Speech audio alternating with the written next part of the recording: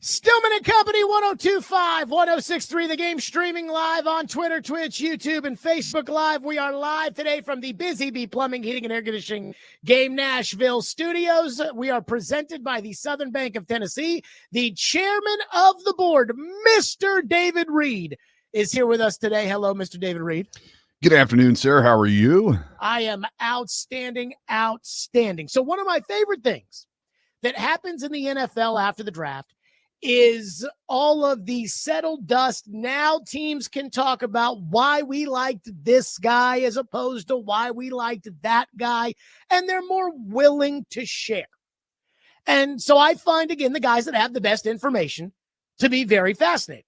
And as I said yesterday on the program, and I firmly believe this, I think Albert Breer at Sports Illustrated has the best information. I think that Adam Schefter is probably number two. I think that there's probably a three-way tie for number three. Mike Garafolo, Tom Pelissero, NFL Network, and Jeremy Fowler at ESPN. Rappaport, to me, he's just transactional. Rappaport will break stories like this team is firing this coach because it's the Lego Network, but he doesn't have the insight that Pelissero has.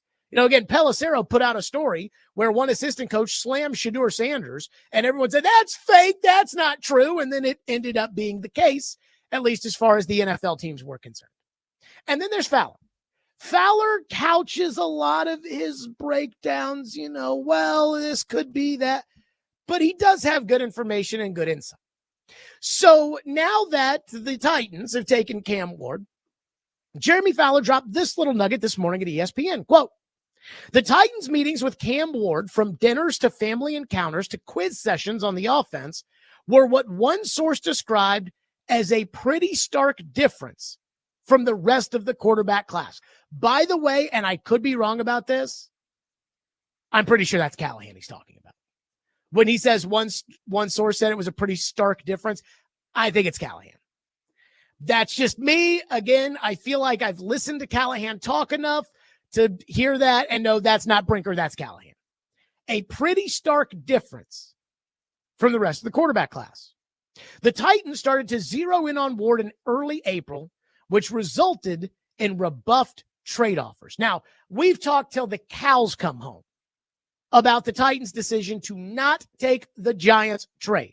Whether it is because they view Cam Ward not just as a franchise quarterback, but they view Cam Ward as a force multiplier, future Hall of Fame quarterback, or because Amy Adams-Strunk doesn't want to have to pay for 2 first-round picks next year and a first-round pick this year and a quarterback this year and a quarterback next year. So you take care of all of that, which would save her over the next 2 years roughly $100 million by drafting Cam Ward. But again, what they're saying, now that the dust is settled, what they're telling people is, oh man, we went out to dinner with Cam Ward. We had family encounters with Cam Ward. We had quiz sessions with Cam Ward. And it was way different with Cam Ward than it was with the rest of the quarterbacks in the class. Well, I have two thoughts on that. Number one, is that just Shedeur Sanders, or is it as compared to Shedeur Sanders, Tyler Shuck, Jackson Dart, Jalen Milroe, Quinn Ewers, whomever? Because I don't think the Titans spent a lot of time focused in on Jackson Dart. I mean, they didn't bring him in for a top 30, did they? They didn't bring in Tyler Shuck. They didn't bring in those other guys. So it's easy to say, well, I mean, he's so much better than the rest. But did you have family dinners with the rest? Did they have a family dinner with Coach Prime? I don't know. And then secondly, can someone explain to me why the Titans acted like a boxed-in franchise when it came to picking Cam Ward?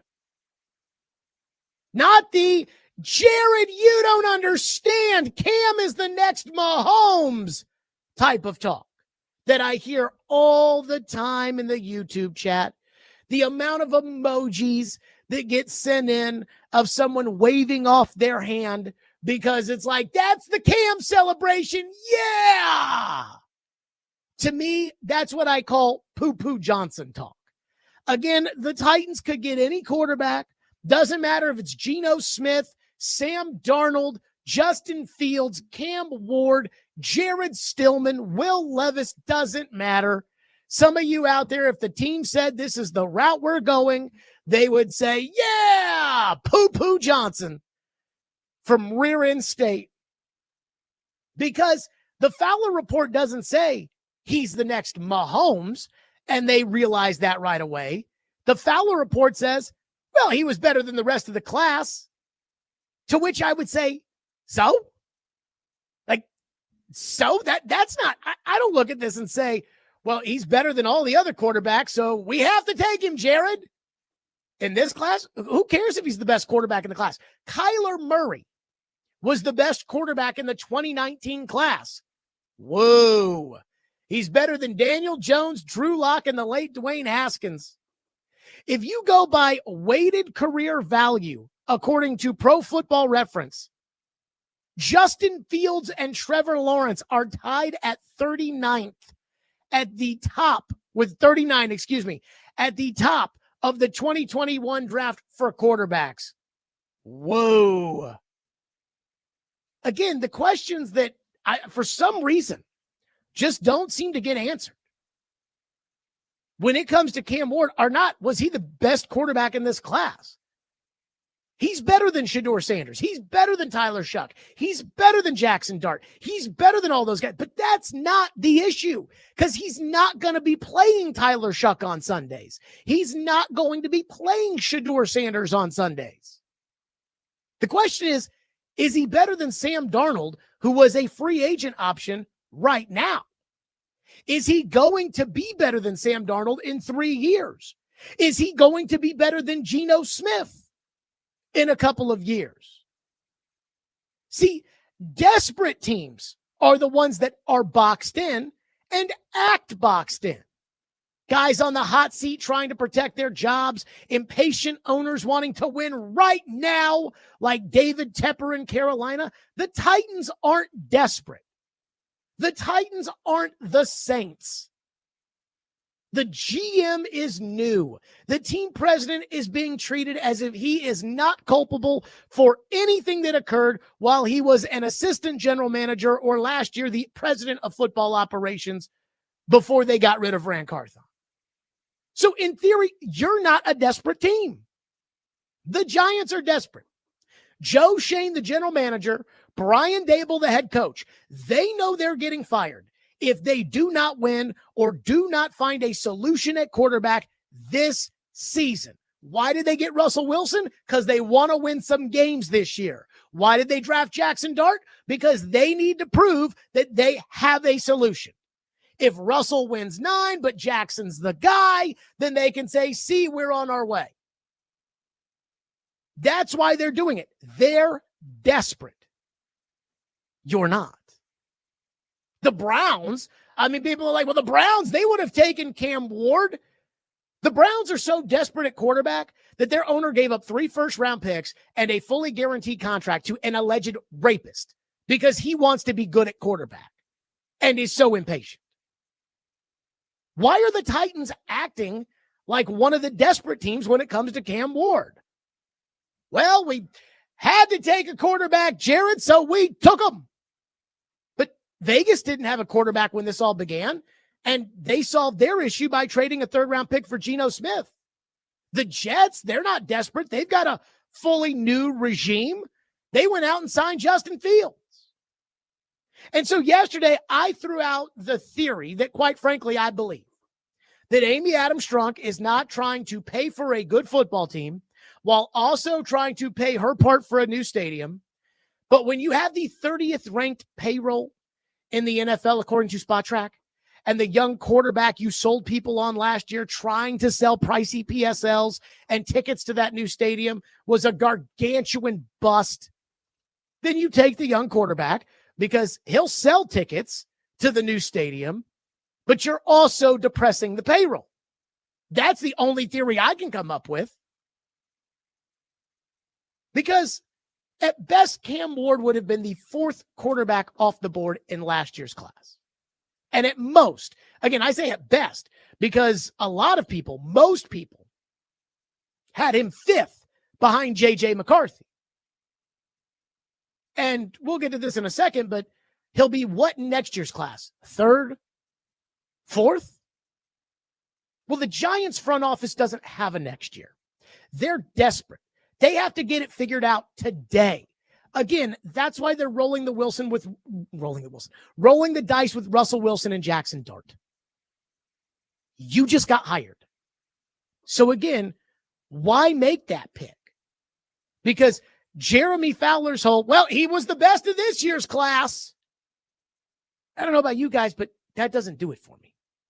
615-737-1025 is our phone number, 615-737-1025. And Trevor said something yesterday that, again, boggles my mind. And look, maybe Cam Ward becomes Mahomes. Again, everyone's like, Mahomes, Jared. But there was one thing he said yesterday. This isn't me saying it. This isn't you saying it. This isn't your buddy saying it. This is Trevor Maddich who said it. And it's kind of depressing. I want to get to it next. Stillman and Company, 102.5 The Game.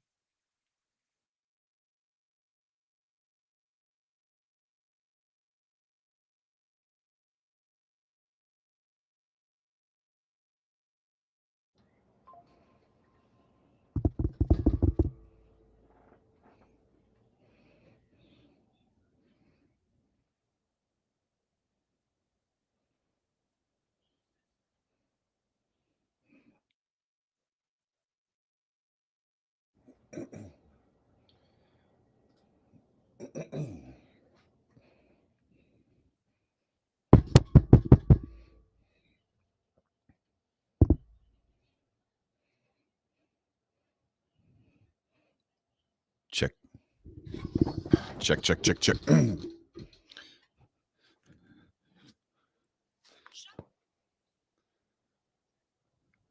3, 2.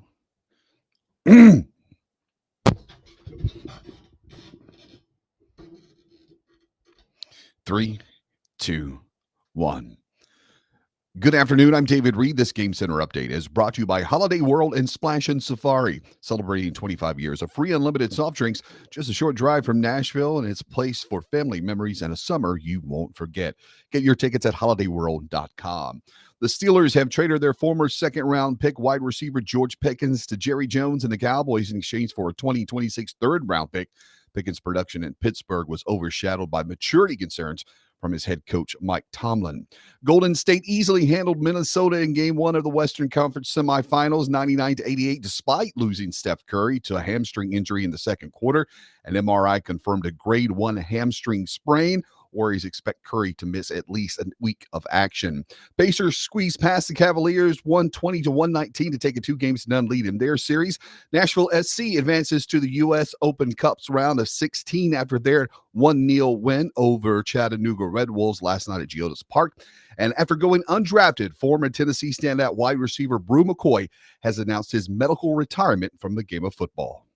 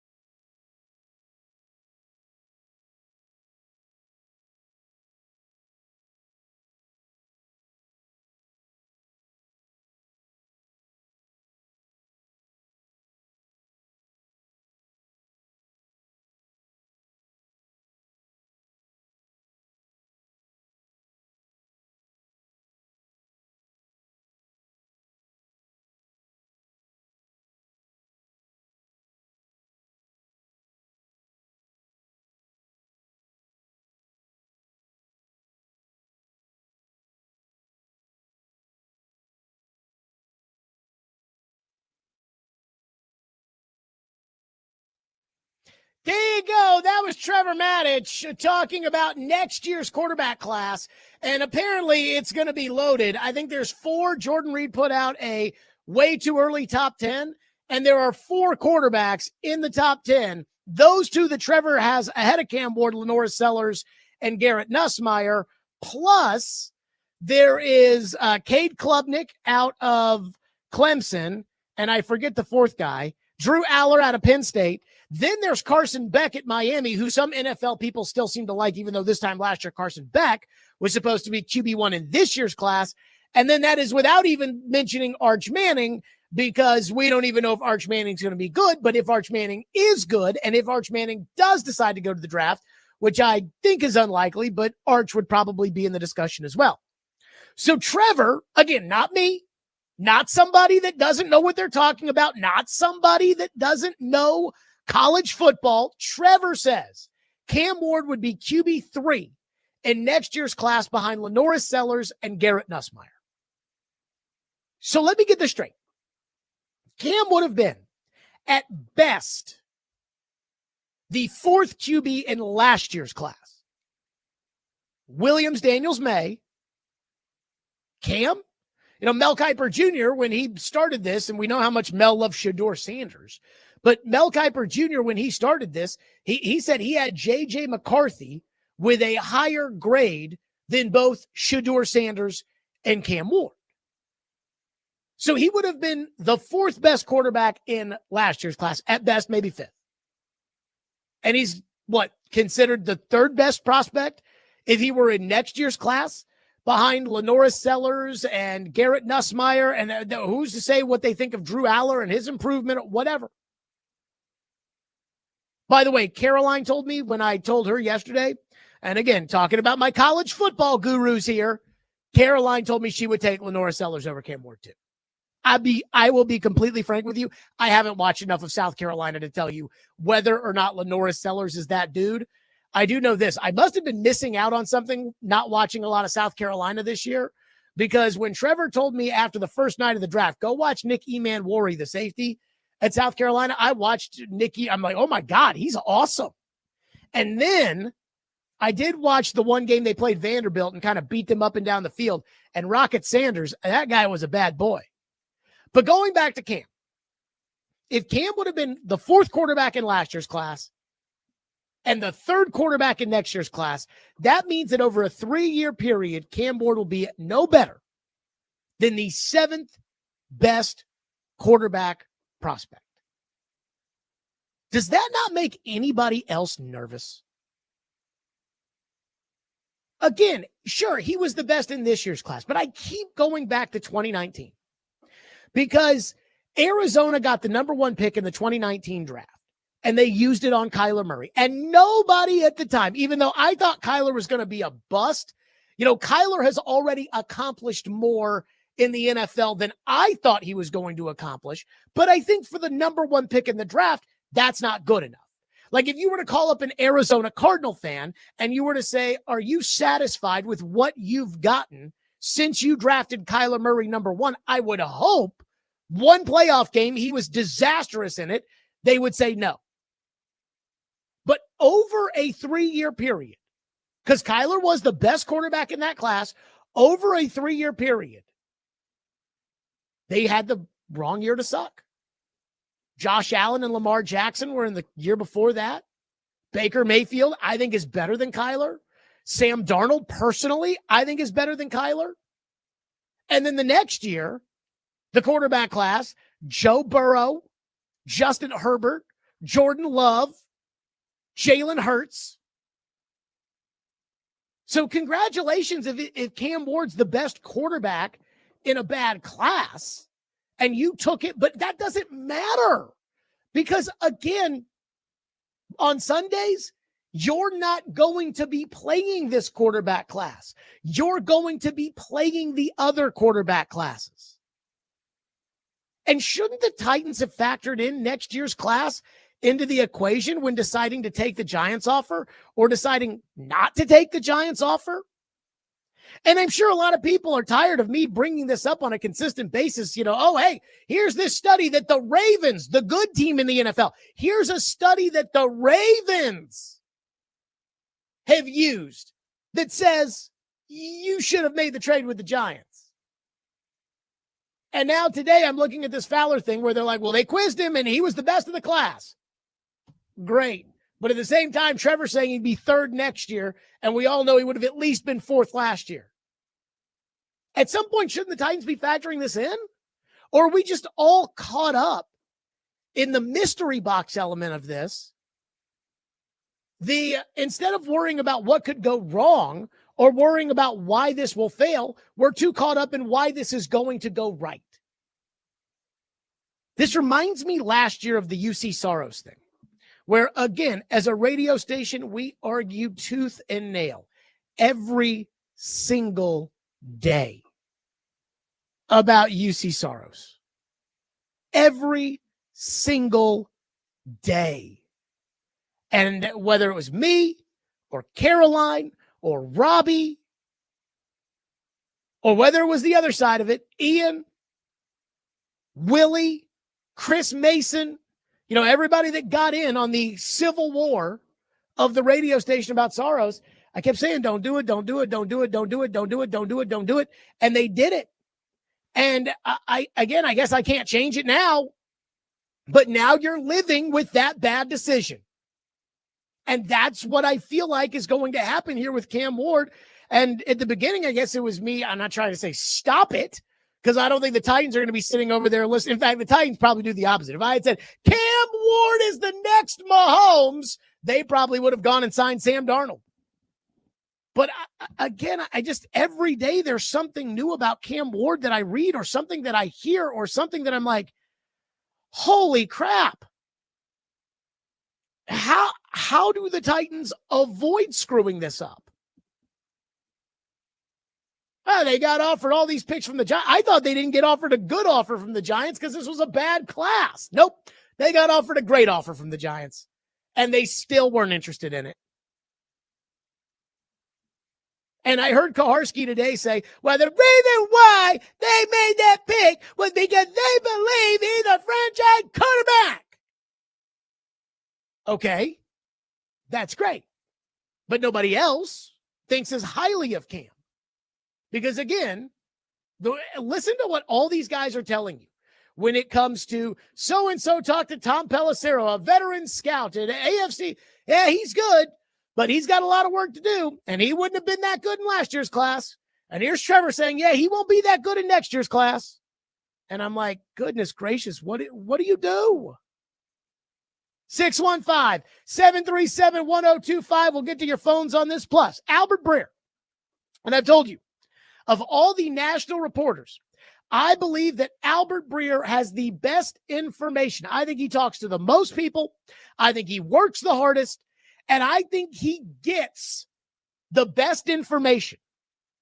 So he had a little nugget about the Titans draft that I want to get to next, which I think the Titans believe. But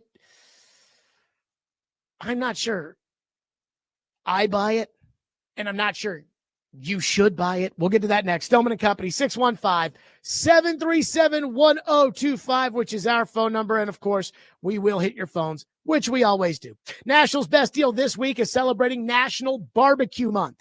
Get a $50 gift card to Central Barbecue in Capitol View for half off right now. Try their new barbecue sampler, ribs, wings, and barbecue sliders. Go to theGameNashville.com/deals right now while supplies last.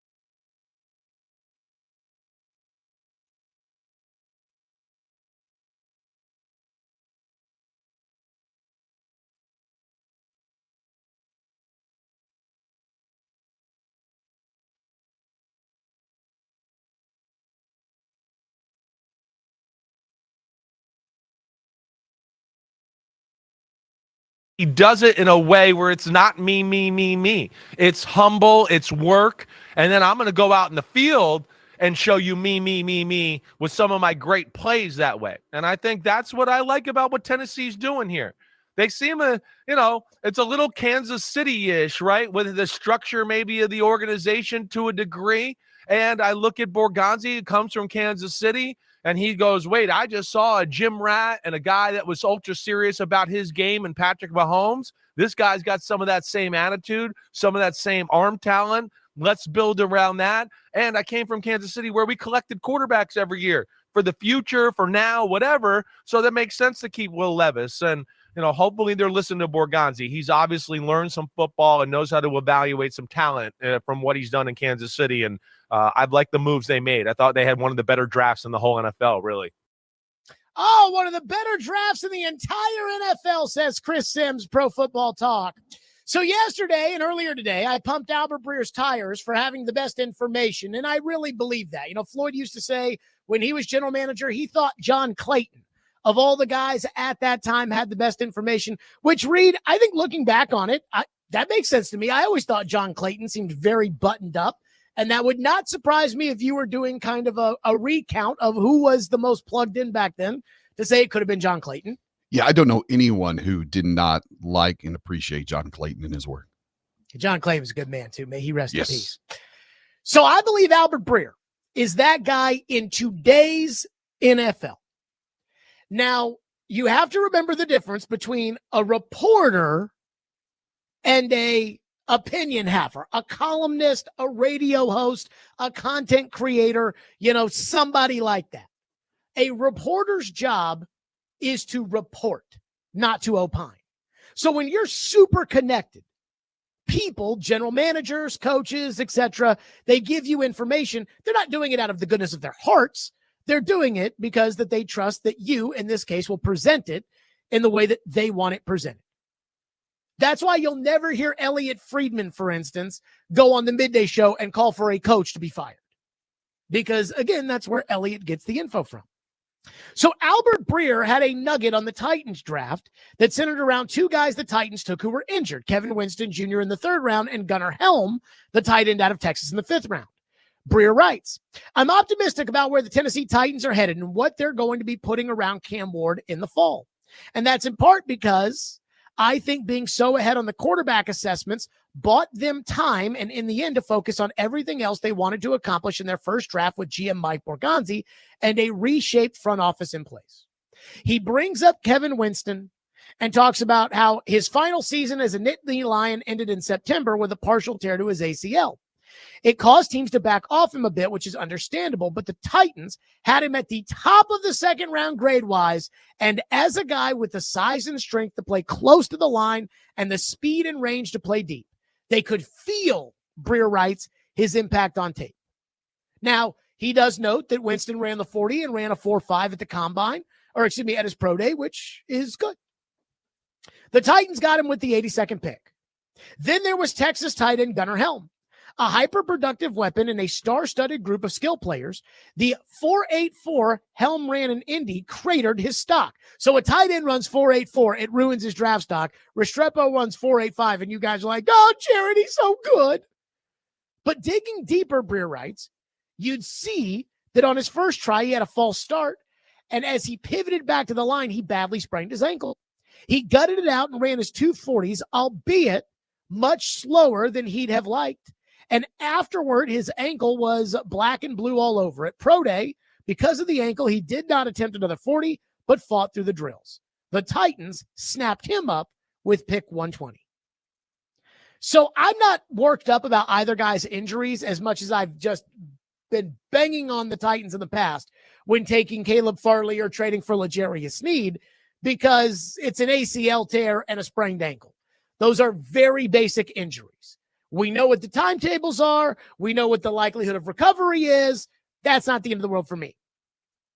But at the same time, and again, Breer's just reporting what he's being told.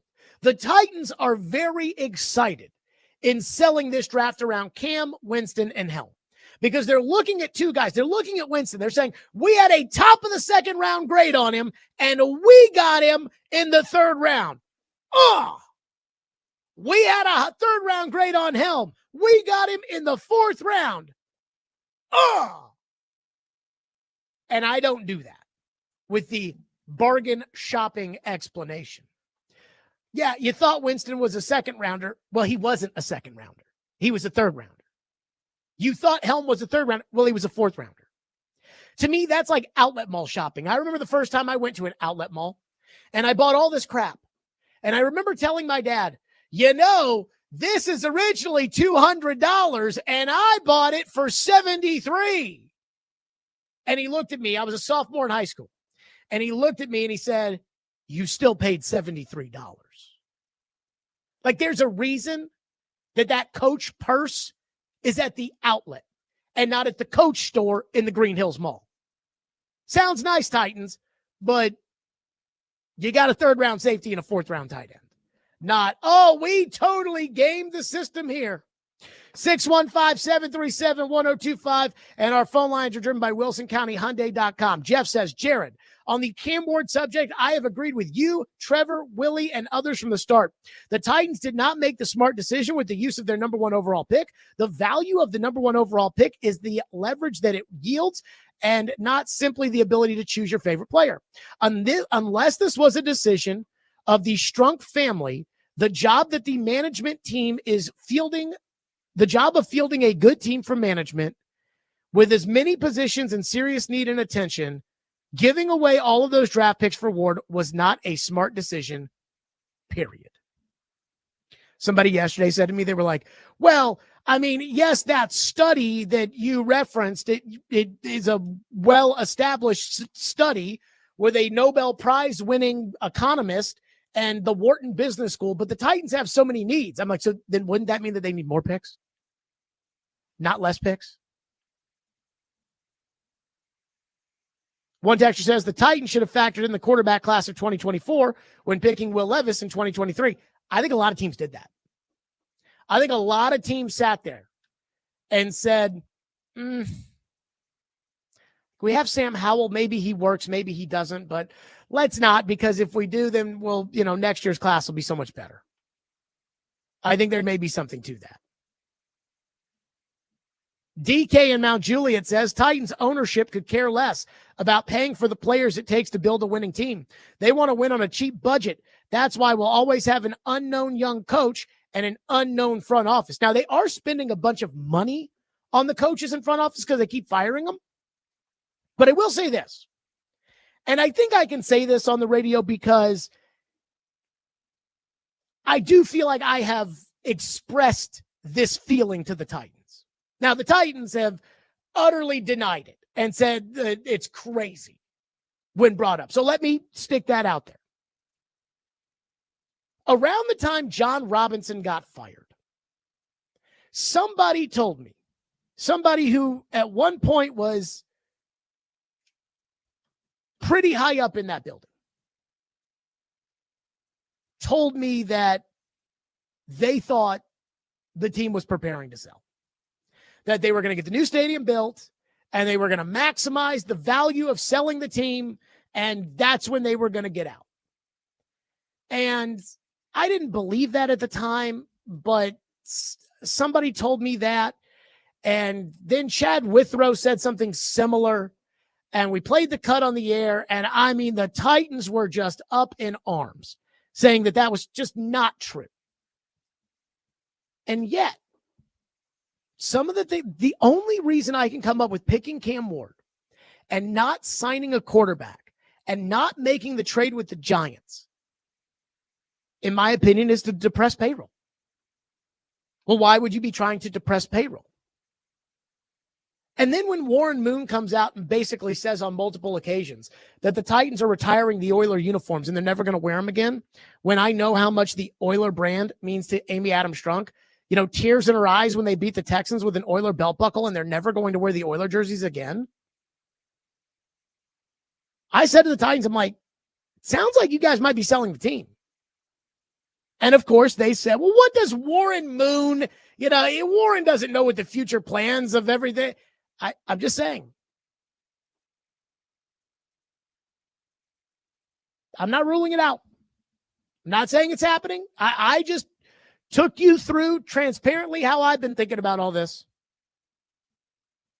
But I could see them saying, hey, let's get out. Once we get our new stadium, somebody will come in. The going price for a crappy team with a crappy building is $6 billion. Let's get a new $2 billion stadium in there, in which you're just going to rake in the cash. And then, so let's sell it and try to get 8, 9, 10 billion. I'm not saying that's what they're going to do, but I'm not totally ruling it out.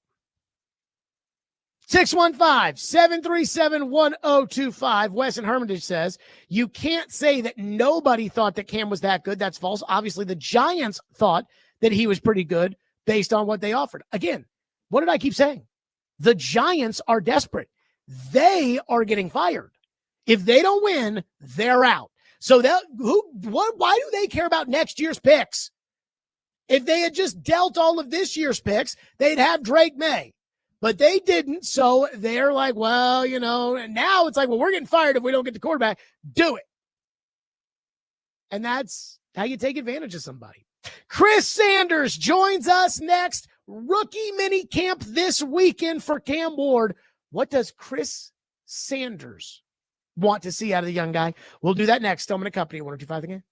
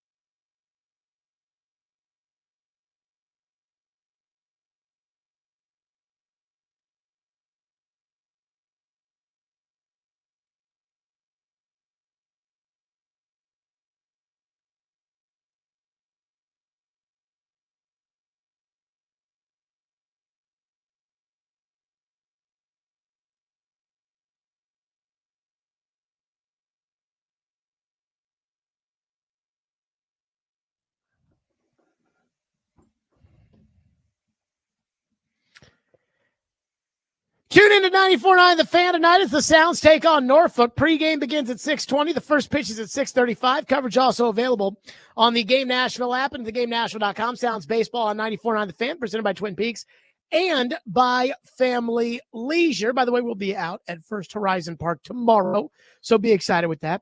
The Titans open up rookie minicamp this weekend. Chris Sanders joins us now on the program, former Titans receiver. Yes, Chris, sir. a lot of people are mad because yesterday Trevor Maddich came on the show and said that he thinks Cam Ward would be the third best prospect in next year's class, behind quarterback Lenora Sellers at South Carolina and Garrett Nussmeier at LSU. I ask you this question because neither guy, Sellers nor Nussmeier, is what Caleb Williams was thought to be coming out, or Trevor Lawrence, or Peyton Manning, or something like that.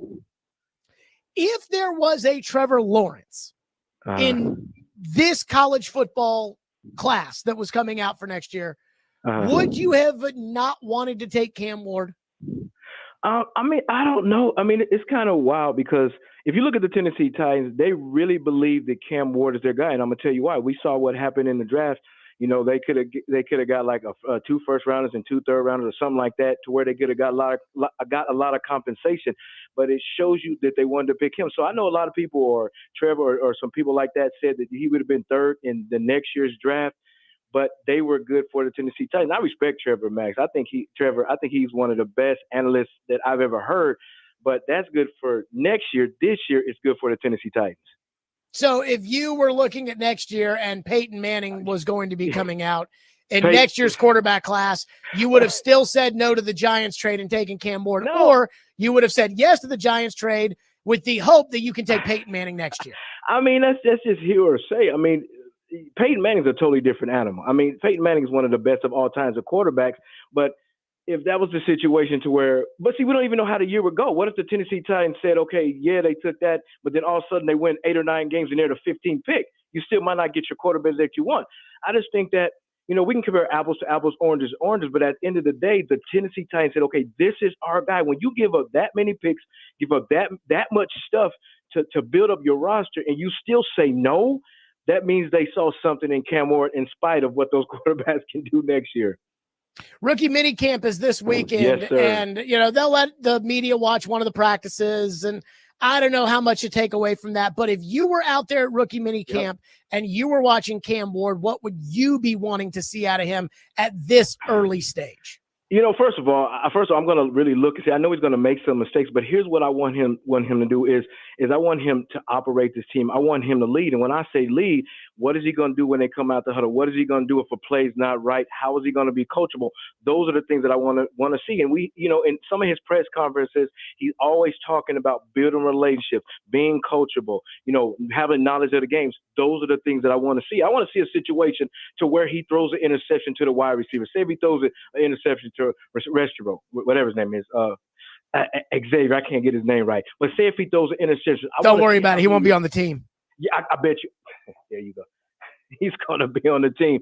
But I want to see how he responds to that and goes up and talks to him and builds a relationship with his wide receivers. How does he lead out of the huddle? How does he lead when a situation goes wrong? How does he lead when, say, if the guy goes in motion and he makes a mistake, how he corrects it? I want to see those things. I know he's going to make some rookie mistakes. I know he's going to make some bad choices, but I want to see how he responds to the choices that he makes.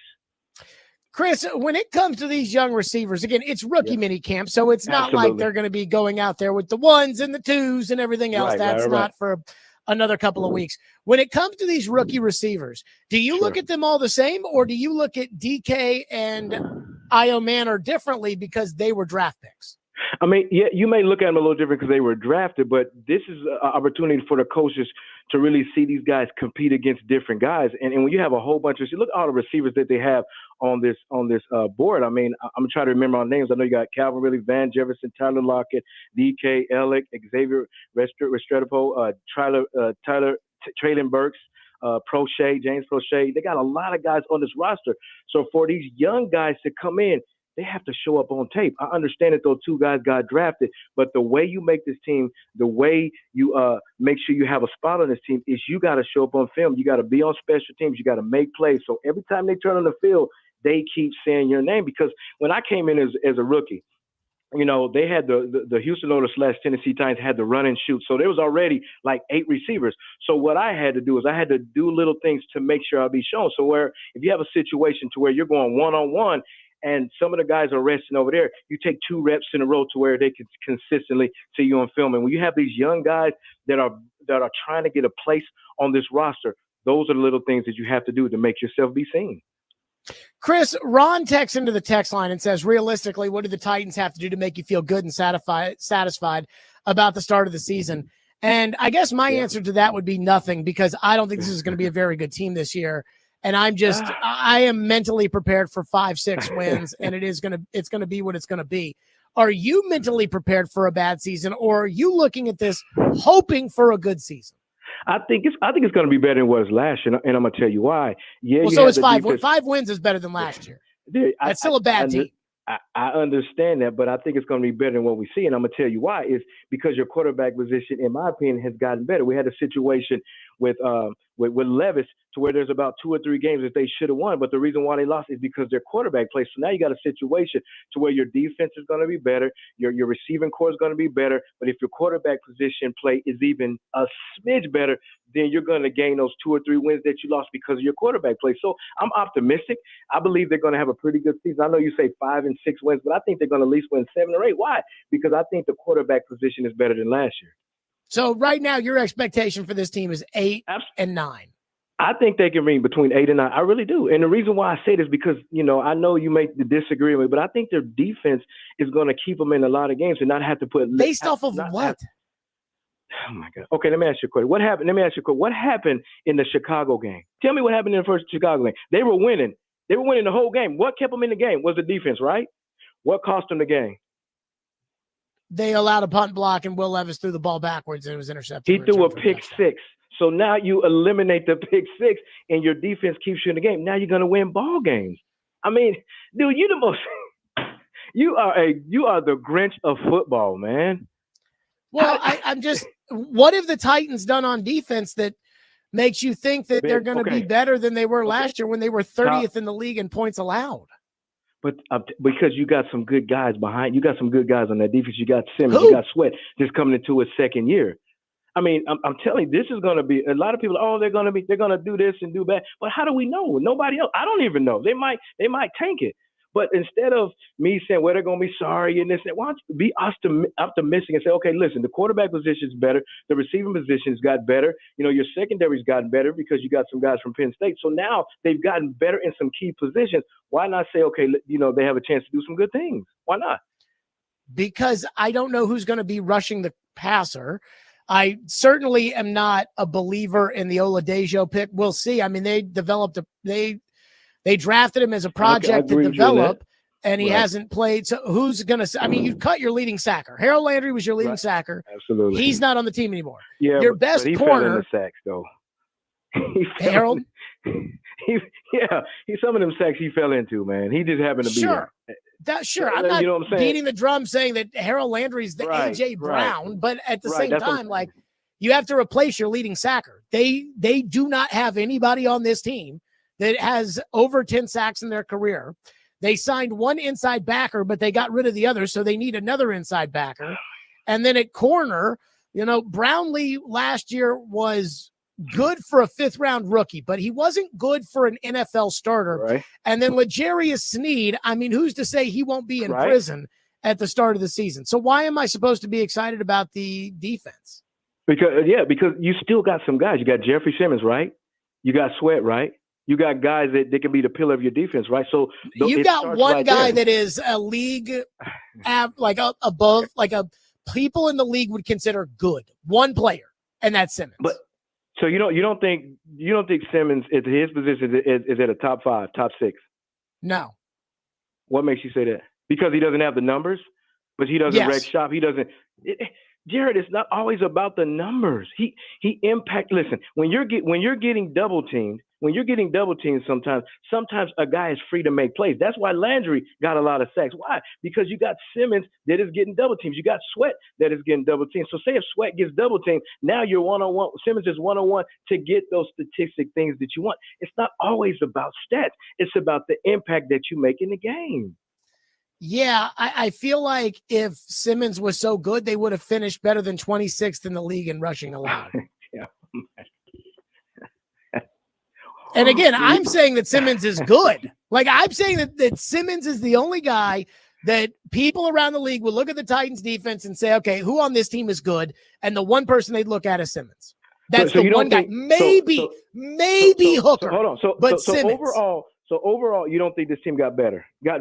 So you telling me they're going to be worse or as the same as last year when they upgraded? I told you 5 or 6 games. They won 3 games last year. I think they're going to win 5 or 6 games this year. They're going to win between 7 and 8 games next year. Just like you said, Restrepo is not going to make the team. I guarantee you he makes the team. And I want an apology in front of all the fans. And on 102.5, you have to apologize. If Restrepo makes a team? Restrepo is going to make the team. Done. David, get out the list. Dun, dun, dun, dun. I guarantee okay, got it. Xavier Restrepo will not make the Tennessee Titans 53-man roster at the end of training camp. Let me ask you a question. Say yes or no. Stamp. Is Restrepo, is he better than Jaquan Jackson? He's out of here. Colton Dowell, he's out of here. James Prochet, I don't know yet. Traylon Burks, out of here. And then who else? Traylon Burks isn't out of here. Who? Traylon Burks isn't out of here. Traylon Burks on this team. I mean, might not be out of here, but he might not be playing because of his injury. You know what? I will say this. I will say that Xavier Restrepo can't run and Colton Dowell can run, which gives Colton Dowell a better shot of making the team because they're going to have to play special teams. How can Colton Dowell run when he's always injured? Well, he tore his ACL at the end of his rookie year, and he missed all of last year with a torn ACL. That's not like he's had 10 injuries. Okay, let me ask you a question. Granted, I don't think either guy will make the team, but let me ask you a question. How many catches has Restrepo made and Colton Dowell made?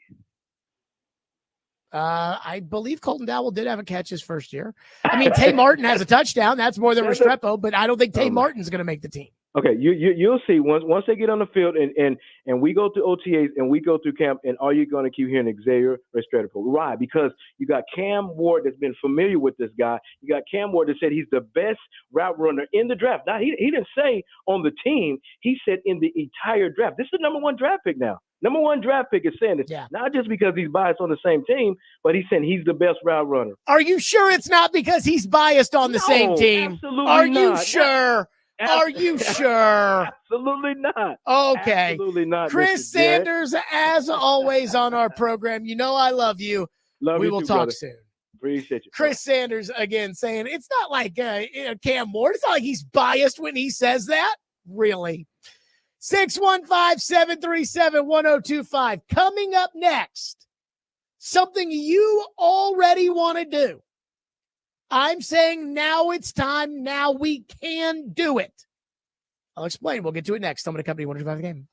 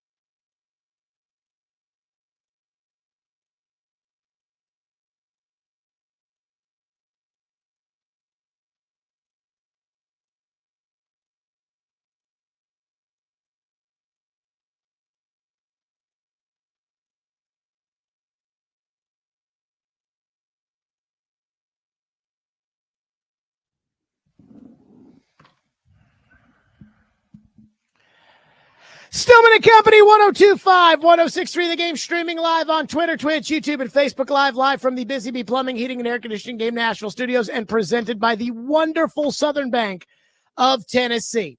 So Predators fans were not happy about what happened the other night with the draft lottery. They were not happy about Barry Trotz's comments and his commitment to Andrew Burnett. And quite frankly, and I'm just going to be honest with you guys, Preds fans are not happy with Barry Trotz. Look, we have Barry Trotz on every week during the year. You know I like Barry Trotz, but at the same time, like, if I got to call Barry Trotz out, I will. And he knows that, and I appreciate that. Preds fans are not happy with anything right now when it comes to Barry Trotz. They aren't happy with the free agent signings because they didn't work. They aren't happy with the goalie signing because it seemed like an out of touch with how the NHL actually works, but is perfectly in line with the Predators kind of move. And they're not happy about the head coach, given the fact that he's had more lives this past year than 50 Cent before he got famous. And I get it. I hated the Saros contract before they signed it. I hate the Saros contract now. This past year was an unmitigated disaster. The year from hell, which was officially stamped by getting the worst possible pick they could have gotten the other night. And it doesn't look like Barry Trotz, based off the comments that he made the other day, doesn't feel like he needs to do anything massive next season to make it less miserable than this season. So let me say this at the beginning of everything. Trust me, I hear you. But I also think getting rid of Trotz, which Predator fans say, he's got to go, is A, premature, and B, not in line with how the NHL works. I understand how after last season began with so much hope and optimism that it's easy to think Trotz, who had never been a general manager before, doesn't know what he's doing. Sometimes, like this year's past trade deadline, I myself see some of the moves and wonder, what? You got a fourth back with Luke Schenn, but then they got a second the next day when they turned around and traded him to somebody else? So I get it. But again, that's not how the NHL works. In the NHL, the manager gets a very long leash, especially when he's coming into a rebuild, which Barry Trotz was. The coach in the NHL almost never gets a long leash unless it's Barry Trotz with the Predators or apparently Andrew Burnett. Which takes me to Trotz. Personally, I believe that this pick, the 5th overall pick in the draft, if he trades up to number 2 with San Jose, which is a possibility, then I would say the 2nd pick, but the 5th pick in the draft, I think that's the moment that we should start the clock on Barry Trotz. Even though it's the 5th pick, and the 5th pick traditionally is not a game changer, this is the pick for me that officially starts the clock on Barry Trotz as general manager of the Predators. That pick is going to be one of the following: Porter Martone, James Higgins, Caleb Denoyer, I think that's how you say his last name, Roger McQueen, Antoine Frondel. It's going to be one of those guys. And that should be the centerpiece of the prospect core that currently has Tanner Mullendijk, Joachim Kimmel, Matthew Wood, David Edstrom, Igor Surin, Teddy Stiga, Reed Schaefer, Luke Evangelista, Zach LaRue, Fedor Svechkov that were on the team this past year, Andrew Gibson on defense, and the other 2 first-rounders and 2 second-rounders they have this year. That's a lot of prospects that have been amassed over the last couple of years. And for the most part, Barry has acquired all of those guys with the exception of Kimmel. Mullendijk, Wood, Edstrom, Surin, Stiga, Schaefer, Gibson. Those are all Barry Trotz guys. And then by 2028 or 2029, you'll really know if Barry Trotz knows what he's doing. And I can just hear you now. 2028, 2029? What the hell, Jared? But the NHL is different than the NFL. I think we can say confidently now in 2025 that Alexis Lafreniere, the number 1 overall pick in 2020, who was supposed to be a stud, 45 points this year, woof, is not going to be a star. I think we can say it now.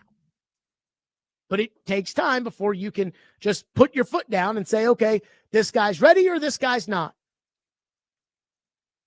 And I'm not going to lie to you when it comes to Trotz and the Predators that there are some serious red flags after this past season. But again, when Barry Trotz took the job, he was entering a rebuild.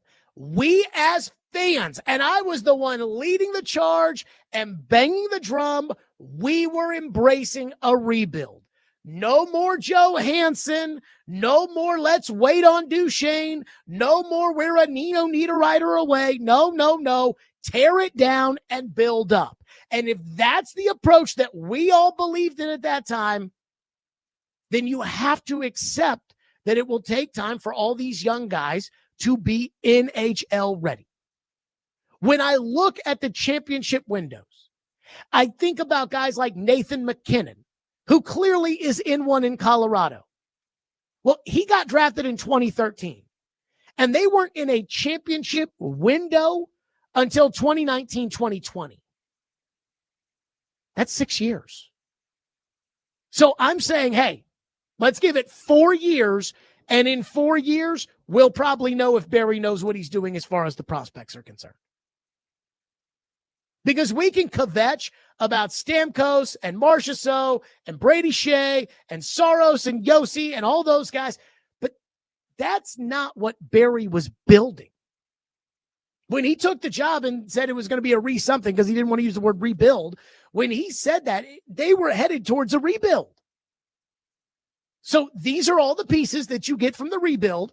Mullendijk and Wood and Schaefer and Stiga and Surin, and these are all the pieces you get. All the picks you get this year.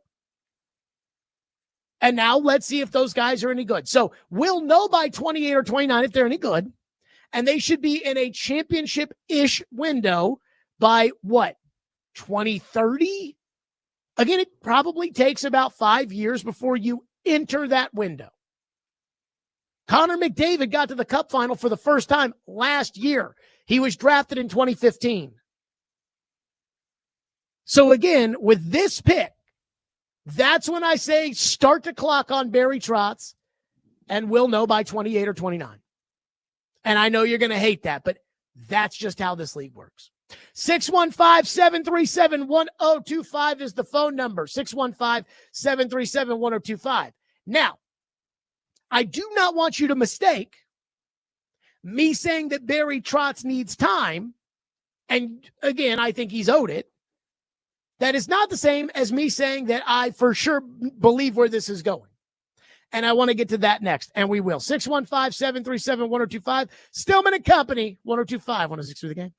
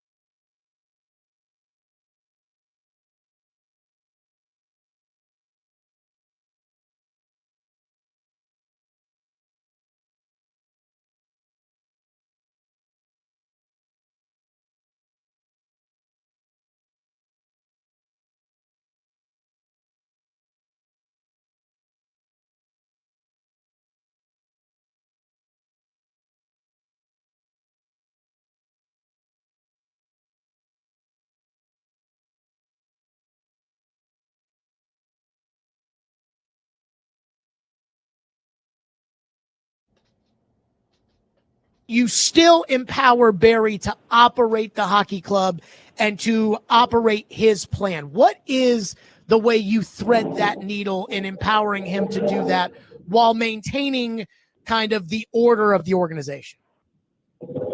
Yeah, again, whether it's a sports team or any business, if you're not empowering people to do their job, then why do you have them? And I love the way Tom Seagan used to speak, and Herb Fritch, and Bill Haslam, that look, they're not the coach, they're not the GM, they're not the CEO, they're the owner or chairman. They help provide direction and challenge, and hold us accountable and build things in consensus. And we just have some really, really good meetings. I mean, Barry, myself, and Bill, over the past probably 2 months, I've gotten together either in person or on the phone at least twice a week, talking about what's going on, why it's going on, where we're going, what we're going to do, what do we need. And that's what I love about Bill. He'll talk about what problems we have. He'll want to hear what your solutions are. He'll challenge that thinking a little bit. And he always says, even if someone doesn't know a whole lot about an area, them weighing in on it is still a good thing, because it makes you talk through your own plan. And a lot of times, just by talking about your own area to someone else, ends up putting yourself in a better spot or a better decision making. So I'm grateful that I'm part of that type of an organization. I've been around an organization or two that wasn't that way, and it was miserable for everyone involved, and you never were putting yourself on a path to achieve the ultimate prize. There you go. That was Sean Henry on our program the other day. And again, I was kind of hoping for a no, hey, we're still with this Barry plan. When we hired him, this was the plan. This is where we're going. And instead it was like, the good thing about Bill is he asks questions that bring the best out of you. It's like, okay. Now, I have seen the YouTube chat. Jared's just carrying water for Barry Trotz by listing all the things that he's done wrong, but by saying that, hey, we need to wait on this pick, and we need to wait on Stiga and Surin, who were picked last year, and Mullendijk and Wood and Schaefer and Kemmel and all the young guys that they, again, have built this team around, David Edstrom, that we need to wait to see whether or not those guys are good NHL players and then decide as to whether or not Barry Trotz can do this job. And that I'm just carrying water for Barry Trotz by saying it. No, this is not what Hal Gill did the other day when he was like, it's okay. Pecorine was taken in the 8th round. It's okay. No. And I'm going to give you an example of how this is not that case. Because somebody asked yesterday what my confidence was that the Predators were on the right track. And I said, on a scale of 1 to 10, the answer is 3. Now, I don't know about you, but 3 out of 10 is usually not a sign of confidence. Here's the thing that bothers me. And I say this while telling all of you that I believe Barry Trotz is entitled on the time to see how his young guys develop and whether or not they become studs. And if my family was being held by the cartel and I had to be right, as does Barry Trotz have the right group of prospects? I'd say no. Here's what bothers me about this group of prospects they have. When is one of these guys going to come up to the NHL and score 30 goals at 21 years old the way Philip Forsberg did? Like when Philip Forsberg was 20, you knew he was a top-line winger. And if Forsberg were to go to another team, he'd be a top-line winger on that team. You knew at 20 years old he was legit. Joakim Kemmel is 21 and has 19 goals in the AHL. David Edstrom is 20 and has not played North American hockey. Of all these guys they've drafted, and again, I say start with Kemmel and work your way forward. Kemmel, Wood, Mullendijk, Surin, Stiga, the guys they've acquired in the trades, Reed Schaefer in the Matthias Ekholm trade, David Edstrom in the Yaroslav Askarov trade. With all the guys they've added, there's really only one guy that's kind of popped, where it's like, okay, this guy is going to be in the NHL next year, and this guy is going to be good. And that is Tanner Mullendijk. Like, that's the one guy So we got all these prospects and all these picks. And every time I see Scott Wheeler, for instance, at The Athletic, do a breakdown of the prospect course, I read what they write about the guys the Predators have, and it's all Andrew Gibson profiles to be a third pair defenseman. Ugh. David Edstrom profiles to be a third line center. Ugh. Again, where are the first line guys? Where are the guys that, again, go to Milwaukee, light it up, and it's like, all right, bring him in. Got to. Like Fedor Svechkov had a nice year this year. He didn't score 30 goals. Luke Evangelista had a nice year last year. He had like 36 points last season, and he had a bad year this year, which was worse. Again, I'm talking about really popping these first line, second line guys. Because again, while it's nice to have depth, at the same time, like, you're not going to win the cup because of who's on your third line. Evangelista had 32 points this year. Evangelista had 39 points last year. At 21 years old. At 22 years old, he had 10 goals. Philip Forsberg was an all-star by then. When are they going to do that? Like, when are they going to get those prospects? Mullendijk, it looks like he might be that guy. Other than that, And that's the thing that bothers me the most here. Is, again, Barry talks about the plan and the young guys, and the Joakim Kimmel has 19 goals in the NHL. Barry believes in these guys, and again, I mean, you can sit here and you can bitch all you want about how they didn't win this past year, and I get it, but when it comes to the young guys, it takes time. Nathan McKinnon, again, taken number 1 in 2013. They didn't win anything. They didn't even make the playoffs until 2018, and that was that Punch and Judy team. Now in 2019, 2020, and that they were competing. They had a shot for the cup. McDavid taken number 1 in 2015. Again, a couple years later, they were in the second round of the playoffs, which was good, but they didn't make the cup until last year, the cup final. Barkov taken number 1 overall.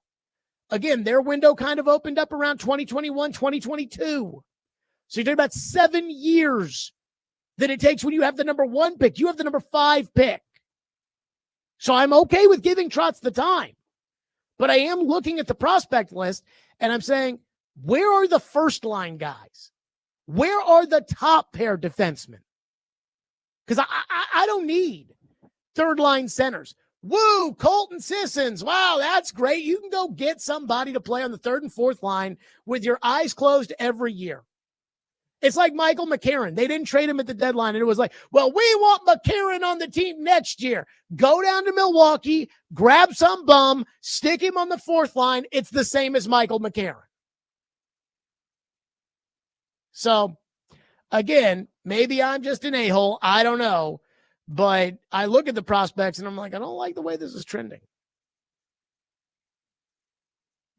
One texter says, there is no way you could say Rand was as horrible as you said he was, and then not have the same criticisms of Trotz and say you are unbiased. It is shameful, Jared. Trotz is 10 times worse than Rand Carthon was.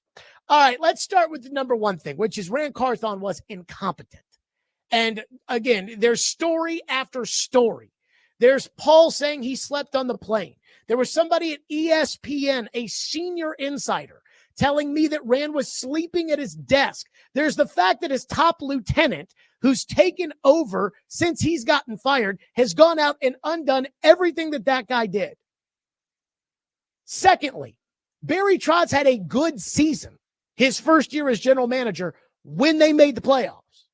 Rand Carthon won 6 games his first year, got the coach fired, got to spend $1 gazillion in free agency, and won 3 games the next year. These are not comparable. And again, the NFL, when it comes to young players, they are drafting 22, 23-year-olds out of college. The NHL is drafting 17 and 18-year-olds out of World Juniors. It's not the same sport. Again, let's use Trevor Lawrence as the example, because Trevor Lawrence has been around now for a while. Trevor Lawrence has played, 4 seasons? as a quarterback in the NFL, Trevor Lawrence should be winning championships or competing for them right now in Jacksonville. He should have been doing that last year because that's how the NFL works.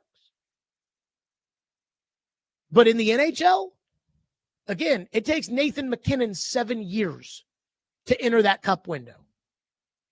McDavid was drafted, 10 years ago? Wow. God, I am old. McDavid was drafted 10 years ago. And just last year made the cup for the first time. It's a different sport. And it's not even close. And not only that, Barry Trotz has a cup on his resume that he won as the head coach. What does Rand have? So give me a break. 615-737-1025, which is our phone number on the program. 615-737-1025. My favorite thing, too, about this is that if you're a Trotz hater, you're going to listen to me saying, hey, I don't love these prospects, but this is what he said that they were trying to build, and so you've got to give the time in order for it to, and you're like, you're a Trotz homer. I promise you, if you're a Trotz homer, like if you're Hal Gill and you hear me saying, Andrew freaking Gibson, he's a third pair defenseman. That's what they say in The Athletic. Fedor Svechkov, what did he freaking do? What did he do this year? They would sit there and think that I'm a hater, which makes me think that just like Goldilocks, just right. 615-737-1025 is our phone number, 615-737-1025. So I am fascinated by something that is a story nationally and how it has very little chatter to do with the Titans, but it kind of should. We'll get to that next. 615-737-1025. It's Stillman and Company on 102.5 and 106.3 The Game.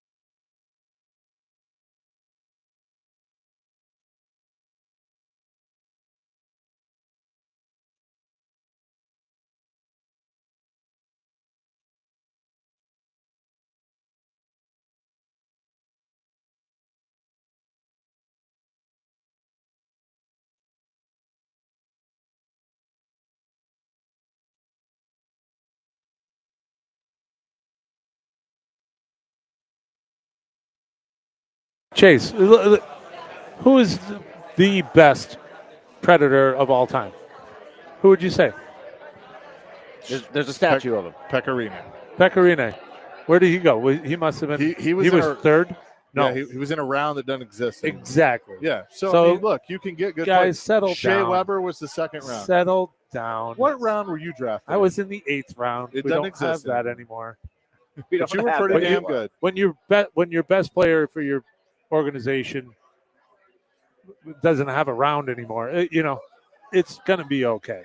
Yeah. Yeah, I mean, they're what good was players. Yossi? Of And course, I would venture everyone to wants say, the best player you can get, but you don't know what these kids are going to end up like, and so we are what we are. It is what it is. There you go. That was Hal Gill. And again, I am laughing out loud because I'm like reading the text line. People are like, you are a Preds homer, Jared. You're a homer. You would never give the Titans this kind of. No, that. And again, I love Hal. That is homerism right there. You get the worst possible result on draft lottery night, and you say, it'll be fine. Pekka was taken in the 8th round. Right, you didn't win with Pekka.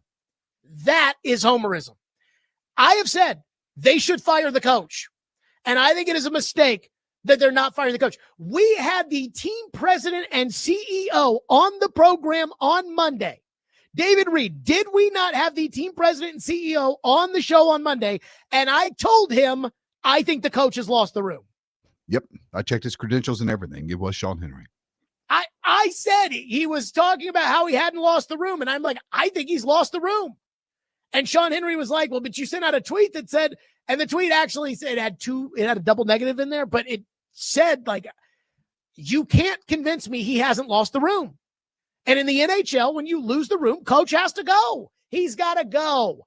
And I said this to Barry Trotz's face on this program when I said in 95% of the organizations across the league, the coach would be gone. But you're going to keep the coach because it's the Predator way, and the Predator way is to be loyal and patient. Again, being a homer would be like defending Andrew Burnett and saying, well, but Andrew Burnett was nominated for the Jack Adams Award last season. I don't give a rat's ass about that. He's lost the room. He's got to go. That is the difference between being a homer and, again, being what I think is fair. Last season was an abomination. It was an unmitigated disaster. But when you hired Barry Trotz, it was right after you traded Nino Niederreiter and right after you traded Tanner Jeannot for all those picks. And the idea when you traded for all those picks and all these prospects was that you were going to let them develop and see. And so I'm saying, let's let them develop and see. They think David Edstrom is going to be a number 1 or number 2 center. I don't. The prospect gurus don't. But aren't we entitled to see whether or not those guys are going to be any good? I mean, again, you talk about, well, Rand Carthon, he didn't get time. Well, wasn't Rand Carthon entitled to see if the quarterback that he drafted was any good? He was. The quarterback sucked. Give me a break. Steven texts in and says, so one of the worst hockey teams in the NHL, if not the worst, and you are not the worst, you're the third worst, if not the worst, is running it back. And we're talking about Cam Ward for 3 straight days. And I had to reply back, we just spent 30 minutes on the hockey team. Unbelievable. Stephanie says, Barry Trotz makes himself available. Rand rarely did that. I think that speaks volumes. Even if I don't always agree with what Trotz says, I never felt like Rand had the passion for the game like Barry Trotz does. I would agree that I don't think that Rand has the same passion Barry Trotz does, though I don't think that determines whether or not you're good at your job. Some guys love football and suck. Some guys love football or don't really care that much. It's just a job and they're great at it. So I don't think that necessarily matters. For me, the NFL is just a much faster timetable. You're drafting these guys out of college, and so you want to see progress right away. In the NHL, a manager gets the job. I mean, and this is why I think you have to fire the coach and they won't do it. But in the NHL, when the coach loses the room, the coach has to go, period. And that doesn't mean the manager has to go. The Boston Bruins got rid of Jim Montgomery, very good coach. He went to St. Louis. St. Louis turned their season around. They were in the playoffs. Game 7, as close as you could get with the President's Trophy winning Winnipeg Jets. And Don Sweeney, the general manager in Boston, they were asked about it. The president, the owner were asked, okay, why does Sweeney get the protection, but Montgomery didn't? And he said, because there's a shelf life with coaches in the NHL. And I've said this coach needs to go. But again, coaches in the NHL last 3 to 5 years max, it feels like. And unless you do a crap load of winning, then it's time for the coach to go. The general manager gets like 6 coaches. I mean, how many coaches has Kevin Cheveldayoff over in Winnipeg? How many coaches has he gotten to hire and fire? And how many disappointing seasons? Kevin Adams is staying in Buffalo. Give me a break. It's a different sport. One texter says, I think a lot of people forget that the Titans didn't play a lot of night games this year, so the plane naps were definitely during normal business hours. I mean, again, I talked to somebody at the Super Bowl, and I would say somebody in the know, who told me at the Super Bowl when it came to Rand. And again, I had told you 2 years ago that somebody in the building told me that Rand Carthon would rather play GM than be GM, implying, again, that he didn't do the work. Kaharski had the falling asleep on the plane story, talked about playing Candy Crush on his phone during the meetings. I told you that a high-level ESPN person told me he'd fall asleep in the middle of the day at his office. Here's what I was told by somebody at the Super Bowl.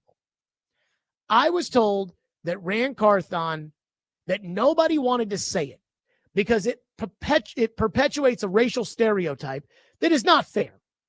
The stereotype being lazy. But that at the same time, Rand was lazy. And so nobody wants to say he's lazy because then it feels like you're being a racist because of the racial stereotype that exists. And I understand that. I think far too often people say things they shouldn't say along those lines. But that also doesn't mean that Rand wasn't lazy. That was what I was told at the Super Bowl. And nobody wanted to say. One text says, tell them the truth. Trotz is contractually required to come on your station because 102.5 is the flagship station. I have not read Barry Trotz's contract. I do not believe that that is true. I do not believe that it is in his contract that he has to come on the show. Because, I mean, I don't know. I was pretty tough on David Poyle there at the end, and David Poyle didn't come on the show. So I don't think that's the case. I haven't seen his contract. I'll be honest, I don't even really know the details between the station and the team as far as those are above my pay grade. I do, when you're saying, tell him the truth, Trotz only comes on because it's in the contract. I do not think that's the case. At least nobody's told me that. 615-737-1025, which is our phone number, 615-737-1025. Got some NFL potpourri I want to hit on, so we'll do that next. Stillman and Company, 1025, 1063 The Game.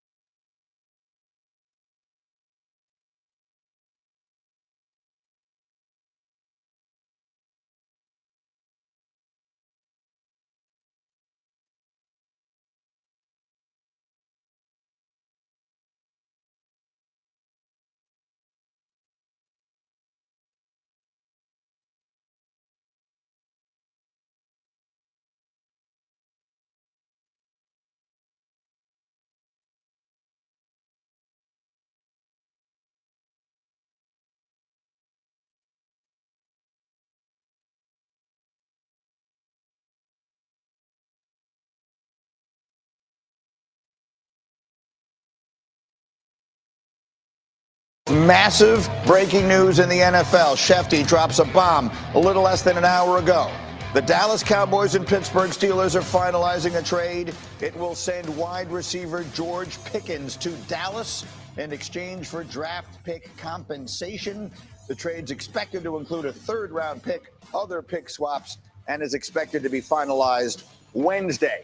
Wednesday, by the way, is today. So let's dive into it. Orlovsky is up. Wilbon's in on it, but we start. Peter, we've been waiting and wondering what would happen with Pickens. We thought it might happen before the draft. It didn't. Now what? The Cowboys were in the hunt to look for a wide receiver this entire offseason. They had not made that move yet. They finally do, and I will tell you that the Steelers have been looking at their wide receiver room for quite some time. They tried to get Brandon Ayuk last year in a deal from San Francisco. It didn't come to be.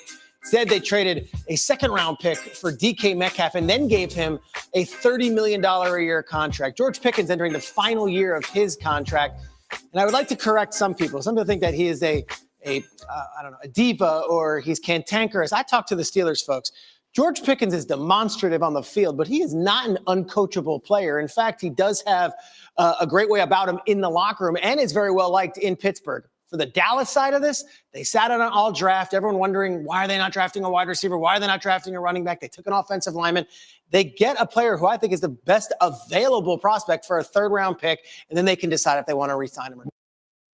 That was Peter Schrager this morning. By the way, you guys talk about being a homer or water carrying. I mean, I need to clear something up. George Pickens is not a total head case. Isn't that George Pickens who just karate kicked somebody on the sideline? Yeah, but he is not a total head case. So I want to hit on a couple NFL topics here, if you will. Number one, the Steelers-Cowboys deal for George Pickens today was such a Jerry Jones trade that when I woke up this morning and saw it, it's not that I couldn't believe it. It's that it just, I should have seen this coming. What is the opposite of I can't believe it? It was the epitome of, I see that one. That one makes sense right there.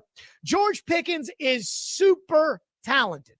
Like, I don't think that he's Antonio Brown talented, but I think he's one step below that. He is super talented. He is somewhat productive. I mean, 900 yards this year, 1,000 yards the year before that, pretty good.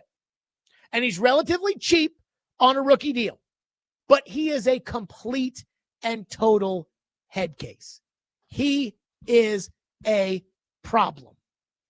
And the Pittsburgh Steelers, again, a team that has dealt with problem after problem after problem. They're opening their arms up to Aaron freaking Rodgers. The Pittsburgh Steelers are like, no, we're not doing this anymore. But that's how Jerry likes it. Young, talented, cheap, problemed. It is so Jerry Jones. And again, the biggest thing there is cheap. Antonio Brown was productive. He was talented. He was a problem, but he was expensive.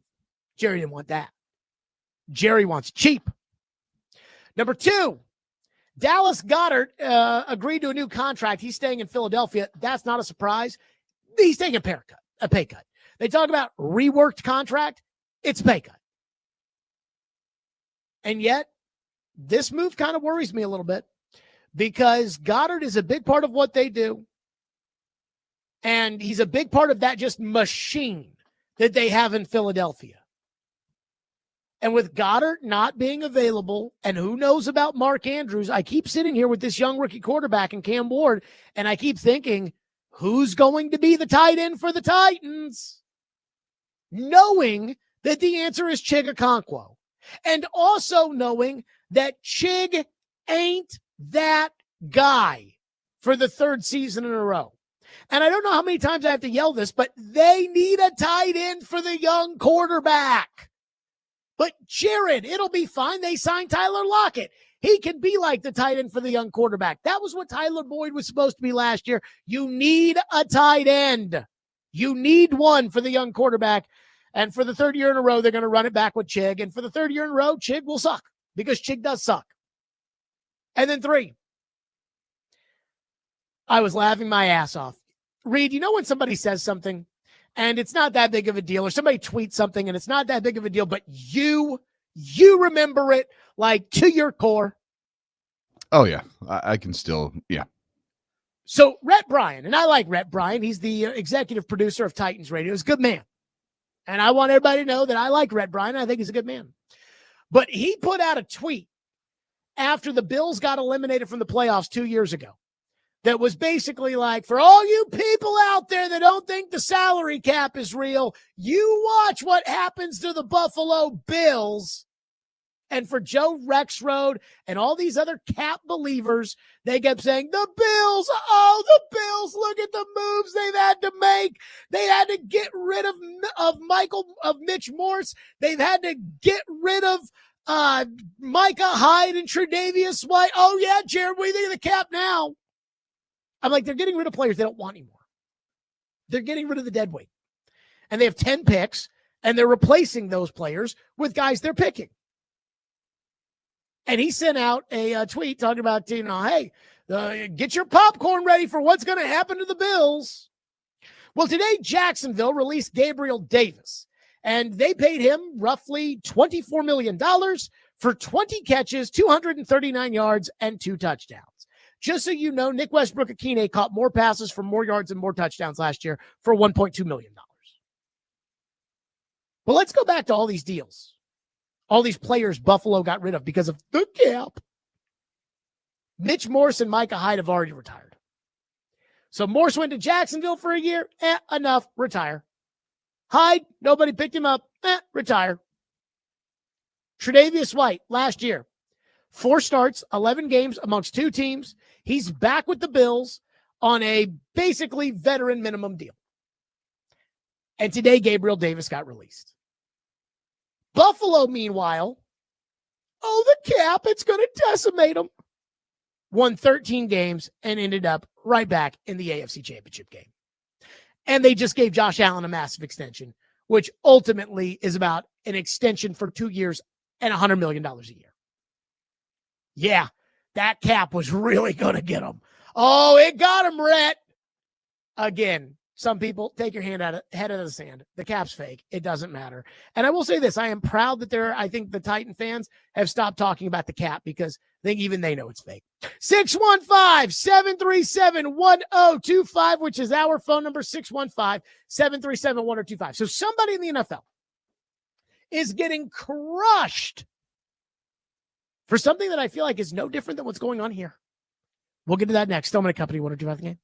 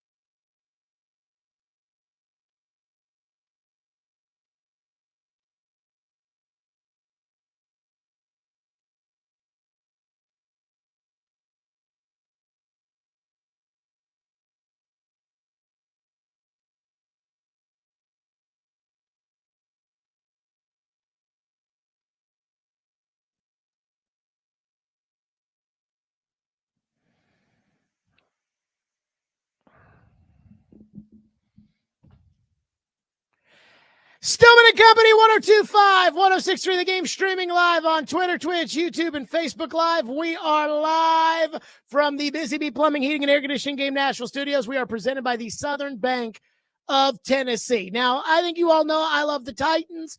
I follow a lot of local stuff, but I'm a big NFL fan. And so I follow what's going on around the NFL, the commentary, everything else. And over the weekend and this week, there's been a big hubbub in New York City about Abdul Carter. No, it's not about Abdul Carter's injured shoulder, Abdul Carter's injured foot, or some of the character concerns that were had when it came to Abdul Carter and the Giants. No. It's about Abdul Carter, and apparently the fact that Abdul Carter keeps asking for retired players' numbers. It started with Lawrence Taylor and then made its way to Phil Simms. LT said no, and then Phil Simms said yes, but then his family told him no. So now Abdul Carter's going to have to get his own number. And all of a sudden, that's led to this big discussion. I heard them talking about it on the midday show today. Mike Sando at The Athletic said, don't we retire numbers for a reason? And I'm taken back a week and a half because I remember when it looked like the Titans were going to draft Cam Ward, and Paul Kaharski put out a story at paulkaharski.com. He talked to Warren Moon, and Warren Moon said he was thinking about letting Cam Ward wear number 1. And I immediately said, no, you don't do that. You don't unretire a Hall of Famer's number just to give to the local flavor of the month. You don't do it. And not only that, I said at the time, I go, it's offensive to even call Warren Moon to say, hey, Warren, I'd like to wear your number. Some people will say it's a sign of respect. I think it is a sign of disrespect. I mean, again, Cam Ward, when he was asked about it, it's like, yeah, I didn't really know anything about him. Boy, that's respectful of a guy in the Hall of Fame. A pioneer at the position.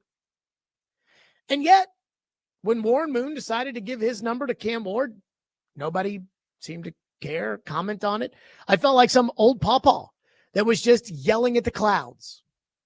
Now, Abdul Carter does the same thing in New York with Lawrence Taylor, and everybody is giving Abdul Carter the business, whether it is Rob Gronkowski, whomever. This was Colin Cowherd earlier this week when Abdul Carter asked LT and Phil Simms to unretire their numbers in New York so he could wear them. Take a listen. So Abdul Carter played for Penn State, but he had some baggage. I love Drew Rosenhaus, but he's Drew Rosenhaus's client. Okay, so there's Drew Rosenhaus's history is he represents guys that got some stuff. So Abdul Carter, he was advised to get surgery for an injury. He's like, nah, there was some stuff that people didn't love about it. But I'm like, hey, he's coming to the league. But he apparently asked to wear Lawrence Taylor's jersey number 56. That is so ridiculous. That is like going to the Yankees and saying, can I wear number 2? That's going to the Lakers. Can I wear number 32? Yeah, this guy named Magic. Lawrence Taylor, Bill Belichick won't say this. He always throws Brady in. But Belichick is a defensive coach. Privately, I believe that he thinks Lawrence Taylor, not Brady's the best player he's ever had. Here's the thing. In life, all you young players, row your own boat. Make your own legacy. How about you learn to carry a veteran's bag before you take his jersey? This screams of entitlement. It screams for lack of self-awareness. Those jerseys are retired. Okay. So now Abdul Carter is getting crushed by everyone because he had the gall to ask for Lawrence Taylor's number. And it feels like everyone around the country is having a retired numbers or retired for a reason type of renaissance. But I can't get over this. Where was this chatter when it came to Warren Moon? Where was this chatter when it came to Cam Ward being given number 1? And to me, I can't get over the fact that this is a story because of Lawrence Taylor. This is because everybody knows how good Lawrence Taylor is. I mean, LT played like 3 years when I was alive. I've never seen LT play, but I've seen the LT Football Life documentary. I've seen LT highlights. I've seen LT breaking Joe Theismann's leg. I've seen it all. LT was a freaking beast, and everybody knows it. But this wasn't a story when it came to Ray Flaherty last year, and it wasn't a story with Warren Moon and Cam Ward. And let me be perfectly clear. When it came to all this chatter about Cam Warren and Warren Moon, I thought it would be disrespectful to even ask Warren Moon. After all, I thought that number was retired for a reason. I love Warren Moon. I think Warren Moon is a great player, and I think Warren Moon is a great guy. And I think Warren Moon is the perfect ambassador to kind of lead the Oiler era, as in my opinion, it is accepted inside the Titan umbrella. And so I believe in honoring that number by keeping it retired. But after all, I thought that we retired these numbers for a reason, right?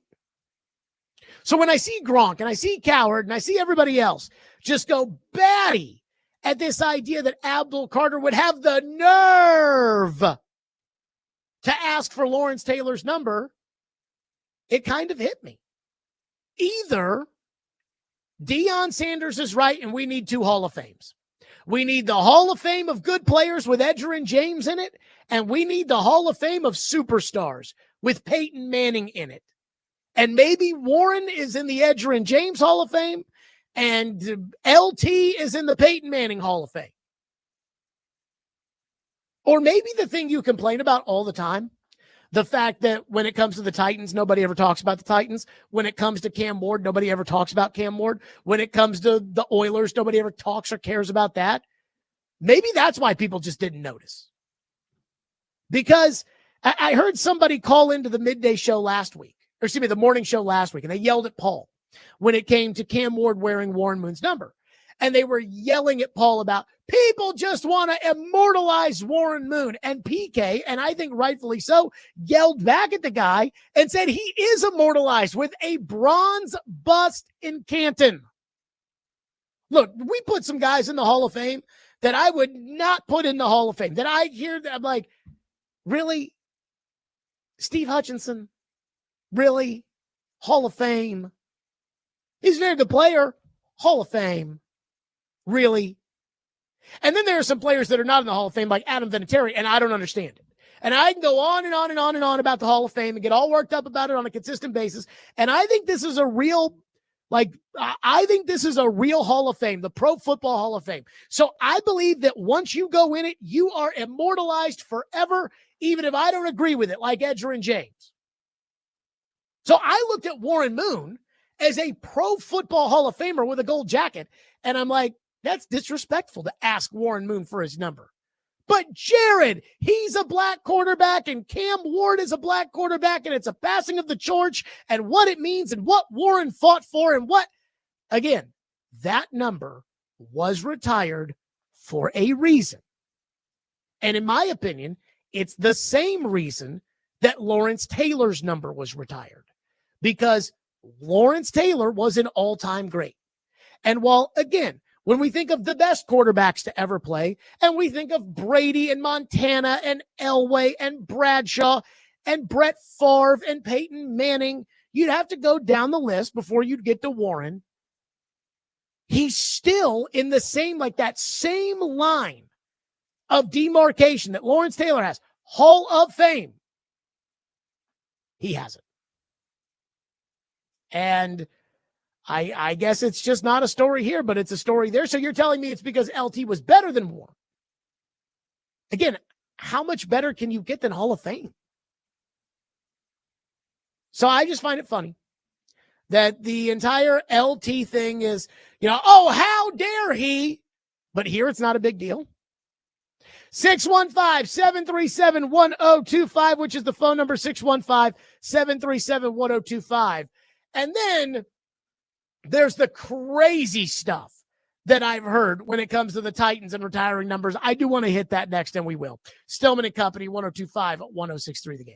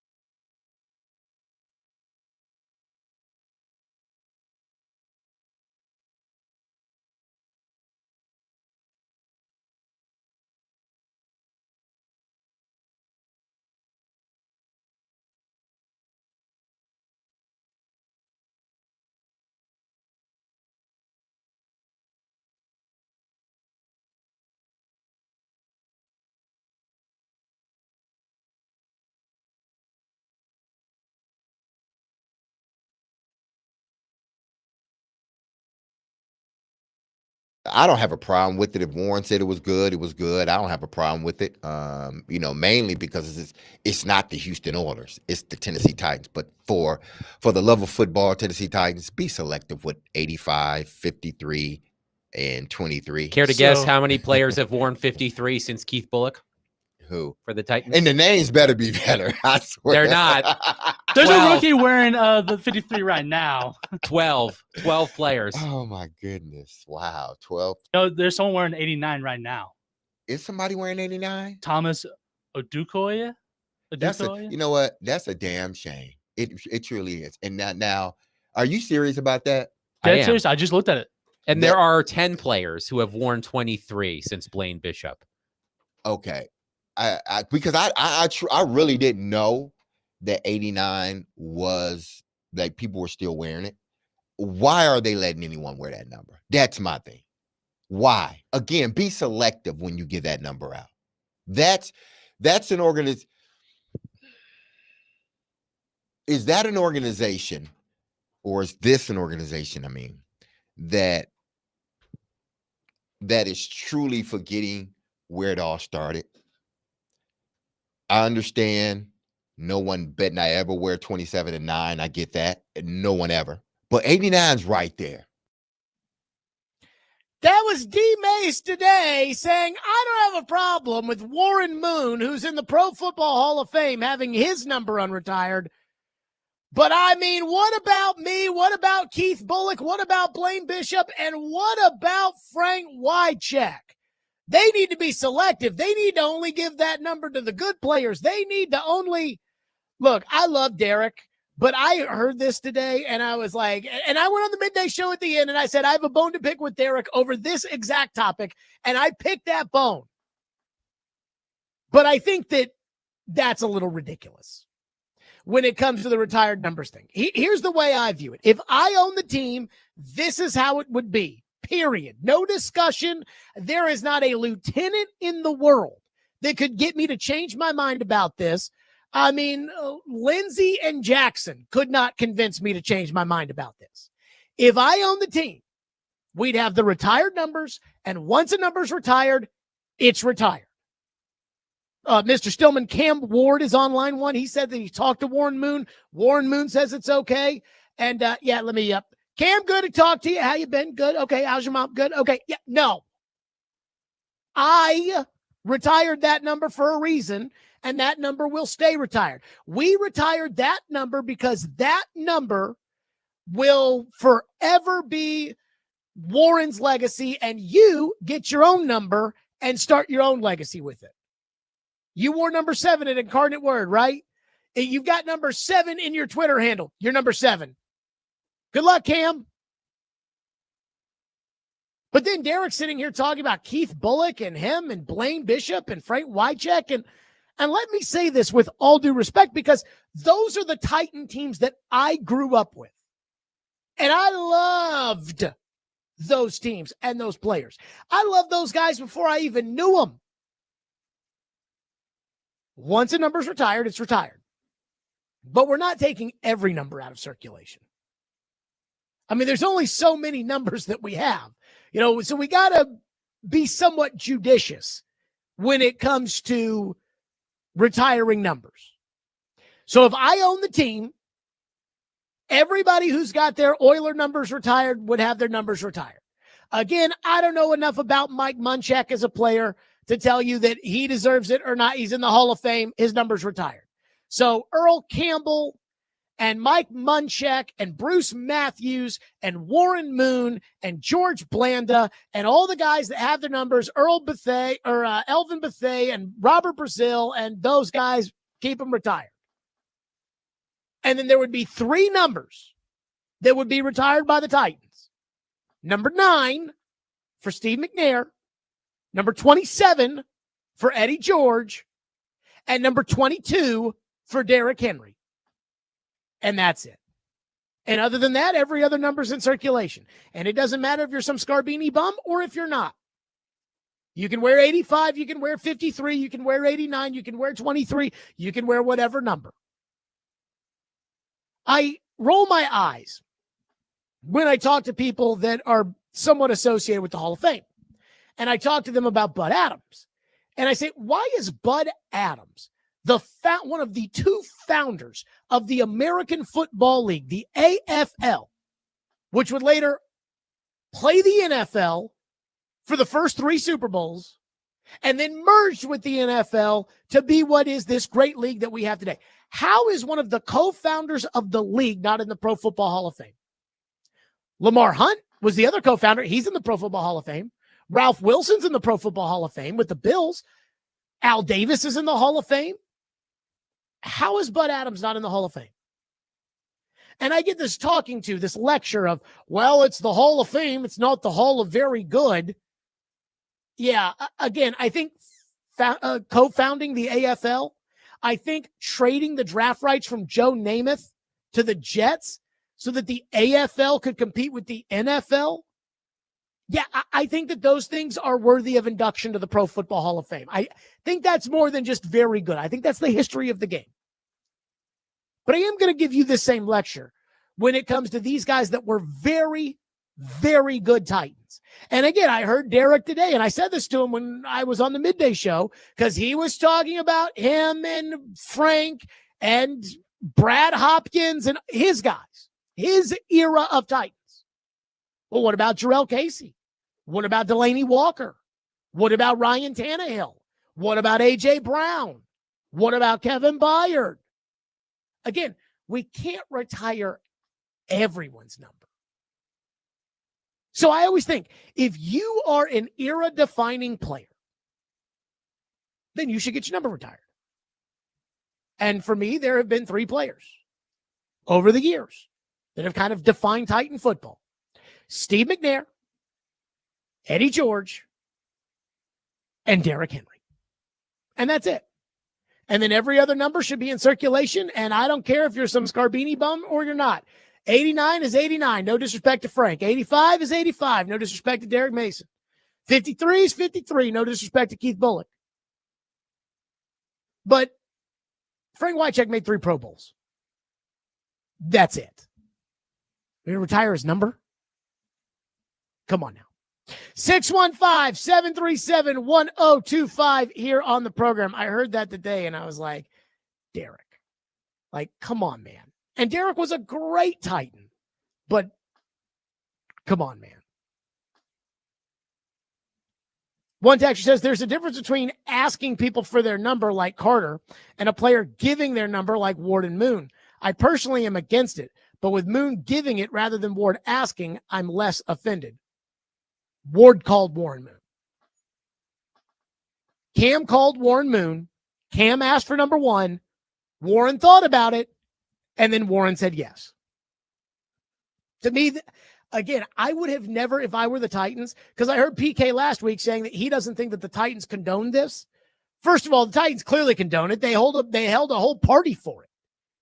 But not only did they condone it, but if I was the owner, Warren could want to give it to him, and it's not going to change my opinion. No, Warren, we retired your number because it's your legacy. And we want Cam to have an equally great legacy. In fact, Warren, we love you, but you never won a Super Bowl. We want Cam to be better than Tom Brady. And we want him to do that with his number. So that is what we're going to do. If I own the team, that's what would happen. And the biggest thing I can't get over is I'm doing this out of my respect for Warren Moon. Because when people say, how dare you ask Lawrence Taylor? Again, I view Warren Moon in the same club as LT. And LT is probably the greatest defensive football player in the history of the NFL. LT might honestly be the greatest player that has ever played football. Brady's more accomplished, but LT might be the greatest player ever. And I think Warren's in the same club because Warren's in the Hall of Fame. More of your phones on this. 615-737-1025. We'll hit them next. Stillman and Company, 1025-1063 The Game.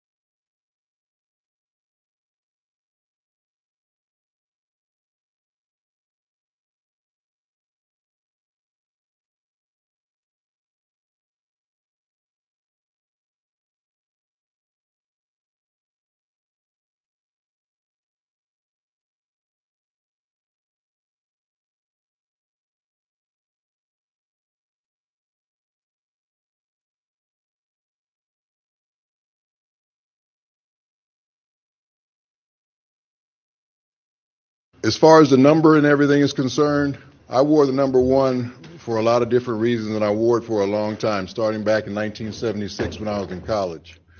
And I think I wore it very honorably for the Houston Oilers organization, to the point to where I created a Hall of Fame career for myself.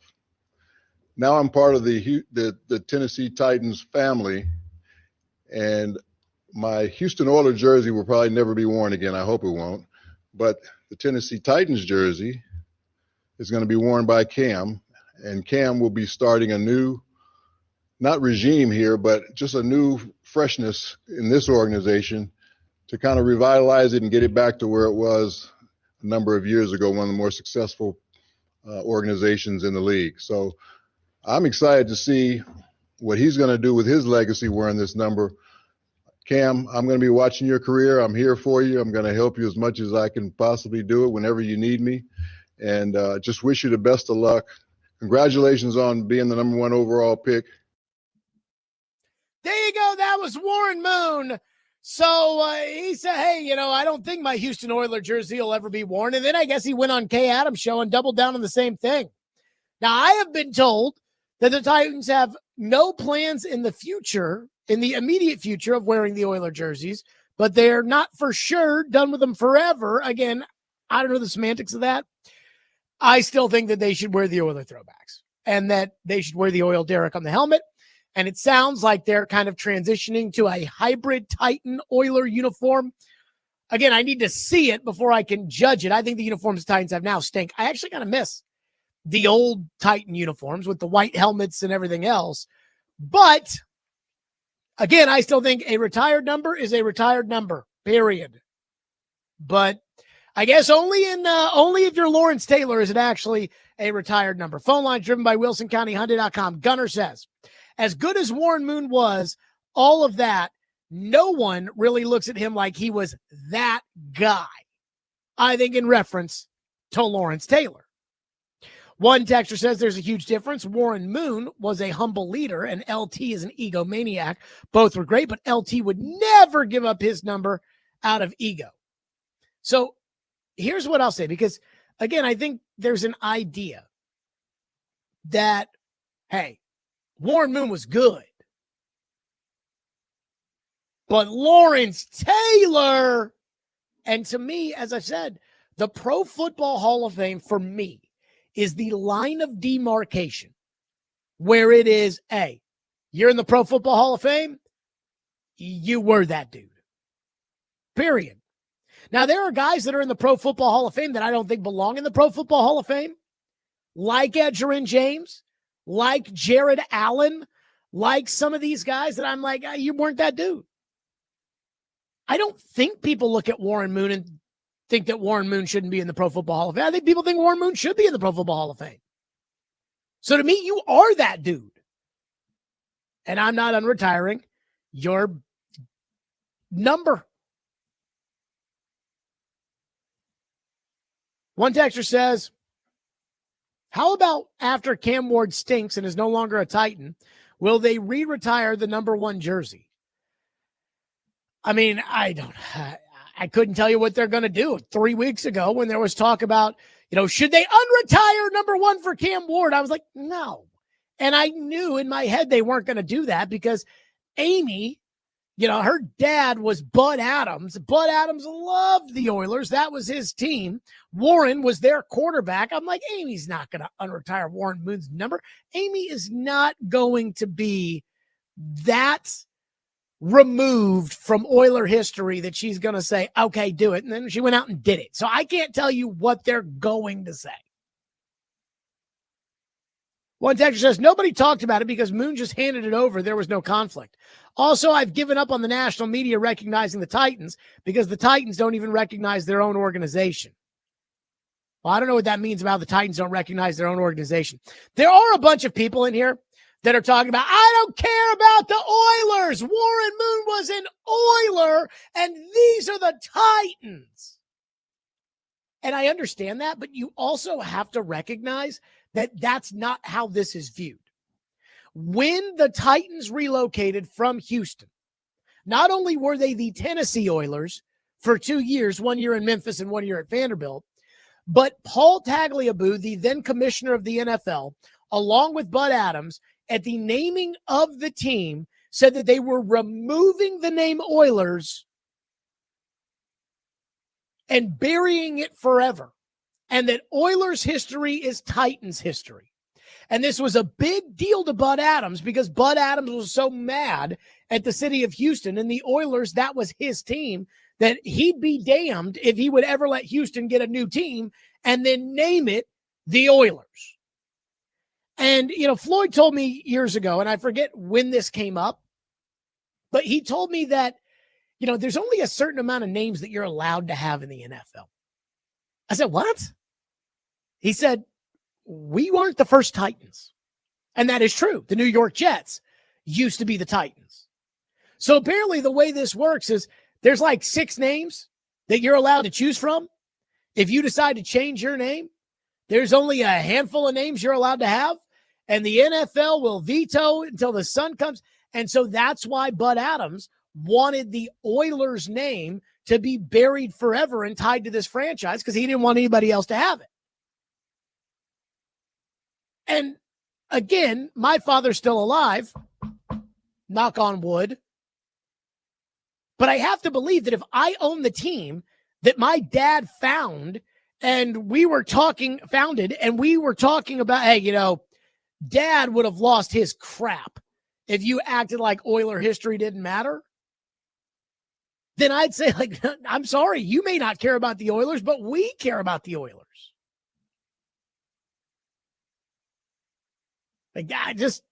So you can say that you don't care about the Oilers. But at the same time, when you're sitting here saying, oh, we don't care about the Oilers, I'm telling you, Titan history is Oiler history. The commissioner of the NFL decided that as this process went down. One texter says, what happens if Ward becomes great and a Hall of Fame player? Do the Titans retire the number for both of them? Yes. What they'll do is they'll put up, number 1, Warren Moon, number 1, Cam Ward around the stadium, which I think is kind of odd, but that wouldn't be the first time that's happened. There are some other franchises where they wait to retire a number. Again, 22 technically is not retired yet for the Titans. Now, nobody wore it last year, and I do believe that when Derrick Henry retires, that the following season there will be a ceremony at Nissan Stadium, and they'll officially retire Derrick Henry's number. But, let's say somebody wears 22, and then Derrick makes the Hall of Fame, and the rule was if you made the Hall of Fame, you get your number retired. Derrick makes the Hall of Fame, they retire his number, somebody else that wore 22. That happens in some other places. So that would be what this will be.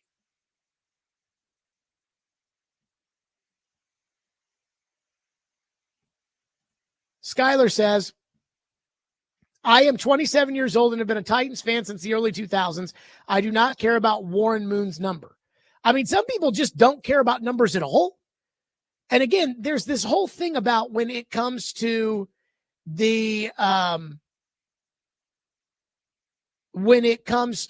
retiring of the numbers, that some people just don't care at all. Some people just don't care. And I keep trying to highlight this when I say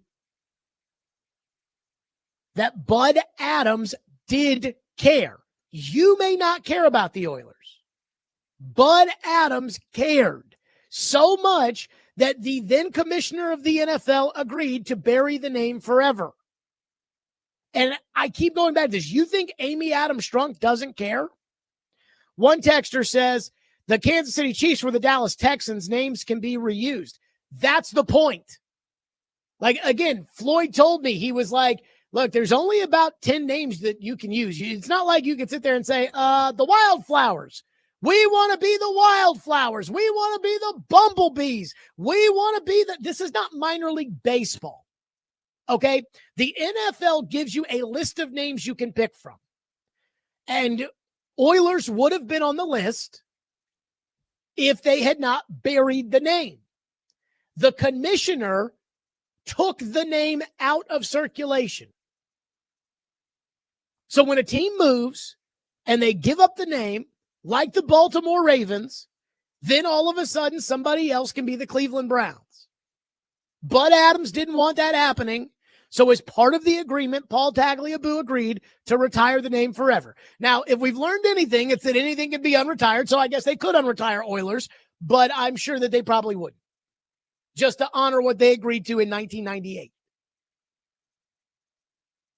So when this guy's like, names can be reused, that's the point. He's saying no. No, they can't be. Unbelievable. 615-737-1025 is the phone number if you want to weigh in. That 615-737-1025 here on the program. Somebody texted and said, okay, John McClain, chill out. I'm just telling you. It is what it is. And I believe that Oiler history, I mean, I went to the Oilers. I watched Ryan Leaf beat the Oilers, the Tennessee Oilers. That was a thing.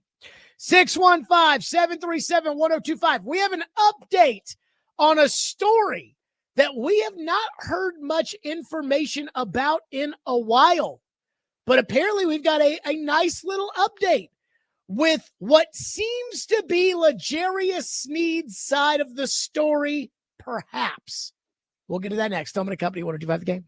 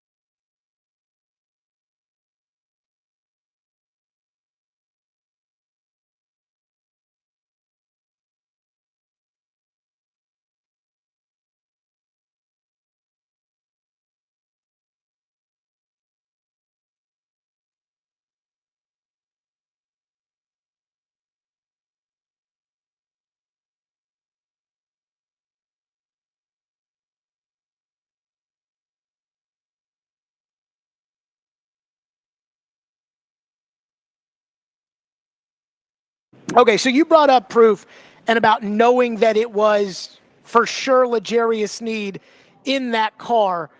Is this dealer security cam footage? What footage do you have that proves to you that it was L'Jarius in the car with somebody that you think you have the name of, but you're labeling as a John Doe for right now? Well, I definitely have the name because it's on the Carrollton Police Department report, which I'm happy to send you after this interview.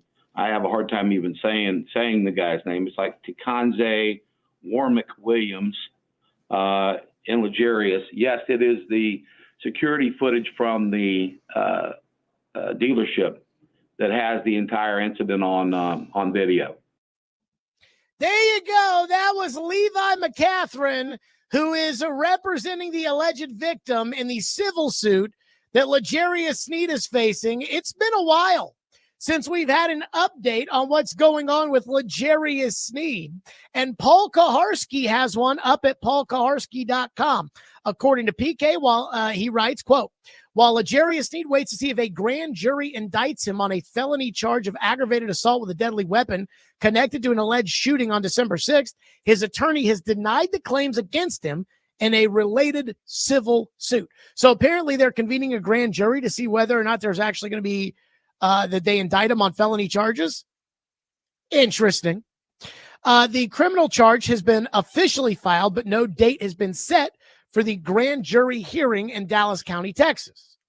The next step in the civil suit is a June 2nd hearing. I hate to say this, L'Jarius, but you could not have picked a worse time for this to be going down, because on June 2nd, if there's some juicy drama surrounding L'Jarius Sneed, we will be in on it. PK writes, and again, we know the whole story that L'Jarius Sneed, we know what the story is as of right now, that allegedly L'Jarius Sneed and an associate were at a car dealership outside of Dallas, and they turned around the Lamborghini SUV, rolled down the window, and shot at some, I guess, random guy in a Mercedes-Benz G-Wagon, for what that is concerned.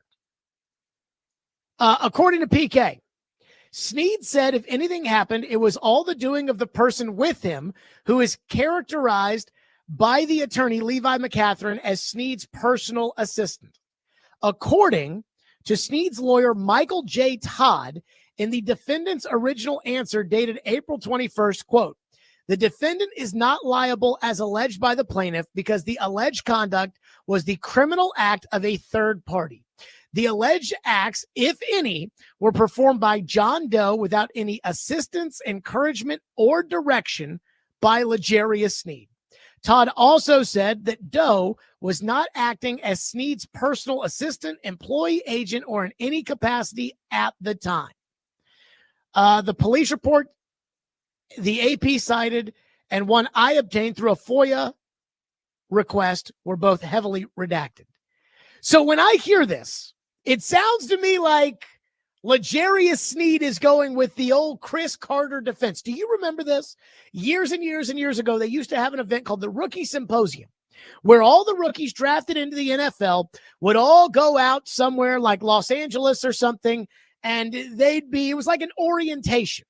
And they had Herm Edwards. There was a video that went viral of Herm Edwards talking about the rule of one. Oh yeah, you got some money. Now that you're in the NFL, get a house, get a nice house, get one. Now, oh yeah, you're in the NFL. You want to get a car, get a nice car, get one. You're in the NFL. You want to get a girlfriend, get one. And everybody laughed at. And then this came out, and this was kind of when I believe cancel culture was kind of at its peak. And there was Chris Carter talking to the rookies about what happens when you get in trouble. Chris Carter and Warren Sapp. And they brought Teddy Bridgewater up on the stage. This was in 2014. And this went viral and got the entire Rookie Symposium canceled. But this is the defense that I feel like L'Jarius Sneed is rolling with here.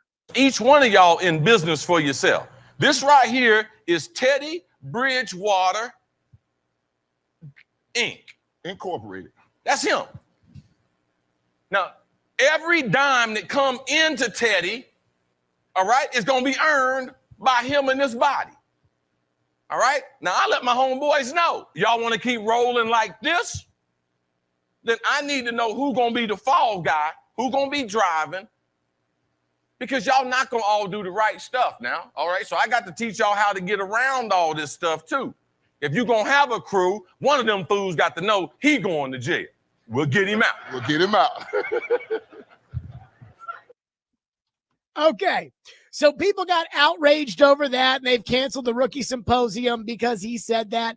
And yet, I can't not hear that when I read, quote, defendant is not liable as alleged by plaintiff because the alleged conduct was the criminal act of a third party.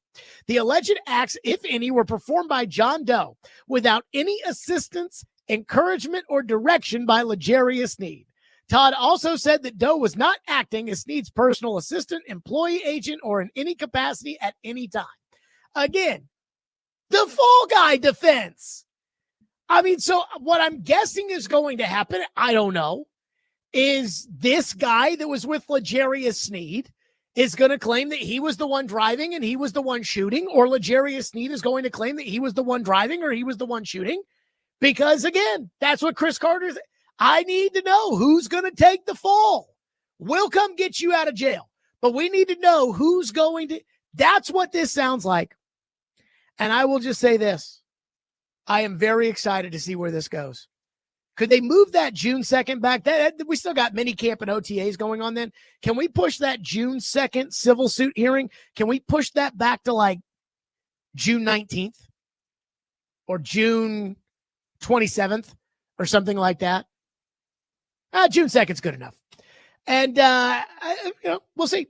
And this is what I love. I hope this thing goes to court. My advice for L'Jarius Sneed would be, let's settle this case and get it done just so that details don't come out, because what's going to happen is there's going to be subpoenas and there's going to be hands-on Bibles and they're going to dump text messages and they're going to dump. I hope L'Jarius Sneed, and allegedly L'Jarius Sneed and somebody claiming to be L'Jarius Sneed's mom called the alleged victim and threatened them not to go to the police or get a lawyer. So if they're that stupid, I don't know what to put past them.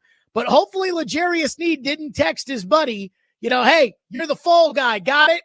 Because they will dump those phone records and that stuff comes out. And as a serial gossiper, I absolutely love all of it. So my advice to Sneed is get this settled and get the criminal charges figured out so that you don't get suspended. But as I've said, if I'm the Titans, I'm keeping an eye on this, because the second he gets put on the commissioner's exempt list, I am voiding the guarantees and I am moving on from L'Jarius Sneed. That's just me. One texter says they're taking it slow because they're looking to get a certain amount from Sneed in an out-of-court settlement, but no charges by the county brought yet. Again, they are convening a grand jury, according to the PK story. They are convening a grand jury to see if they will indict him on a felony charge. So I think, people say, well, there's no charges. Actually, there are. I've got a copy of the police report. There are charges. Now, will he be indicted on those charges? That's up to the grand jury. Who knows? Boy, I tell you, knock on wood, I have avoided dealing with a lot of this in my life. I've never dealt with a grand jury in my life. 615-737-1025, which is our phone number. It's time for a weekly debate. Jared versus Joe is up next. Stillman & Company, 1025-1063, the game. And be sure to join us for the 4th annual 615 Open Charity Golf Tournament. Cromwell Media, along with partners Fox 17, Outfront Media, and Social Indoor, are proud to announce that we'll be back at Hermitage Golf Course on Thursday, May 29th, to make a difference while having a great time. You can join us and a few guest media members, athletes, and musicians as we raise money for Folds of Honor. Donations will go to provide life-changing scholarships to families of America's fallen or disabled military and first responders. Sign up to play or sponsor at 615open.com.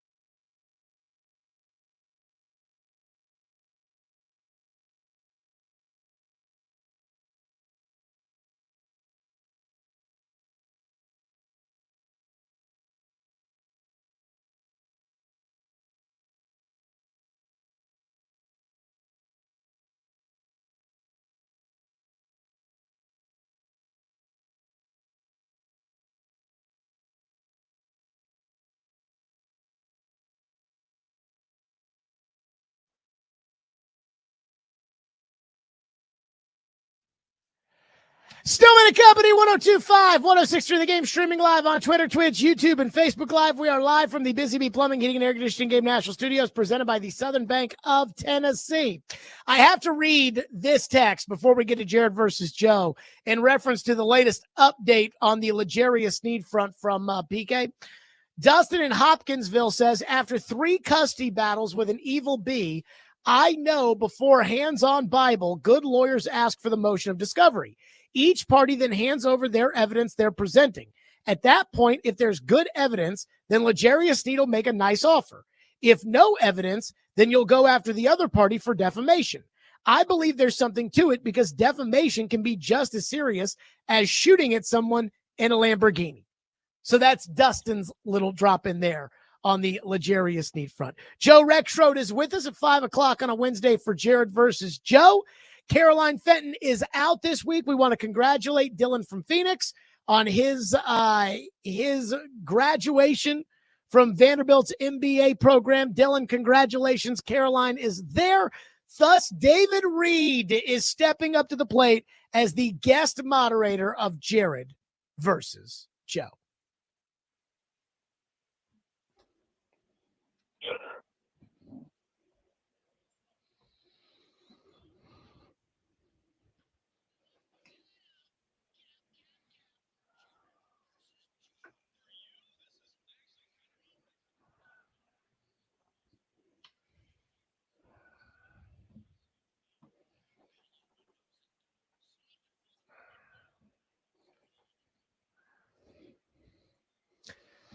David Reed, the floor is yours. All right, boys, there's a new sheriff in town, and I don't like either one of you enough to choose sides in this. I just want you to know that, Joe. I'm right down the middle, and that's nothing. Fair enough. That's nothing against you guys. I don't like most people, but we'll start with Like you, Angel Joe. Hernandez over here. We'll start. Wow. Well, now I like Jared a little less. We'll start with you, Joe. Which is more detrimental to the future of Barry Trotz as the general manager of the Nashville Predators? Making the decisions to run it back with Andrew Burnett, or being the losingest of all the losers in the NHL draft lottery?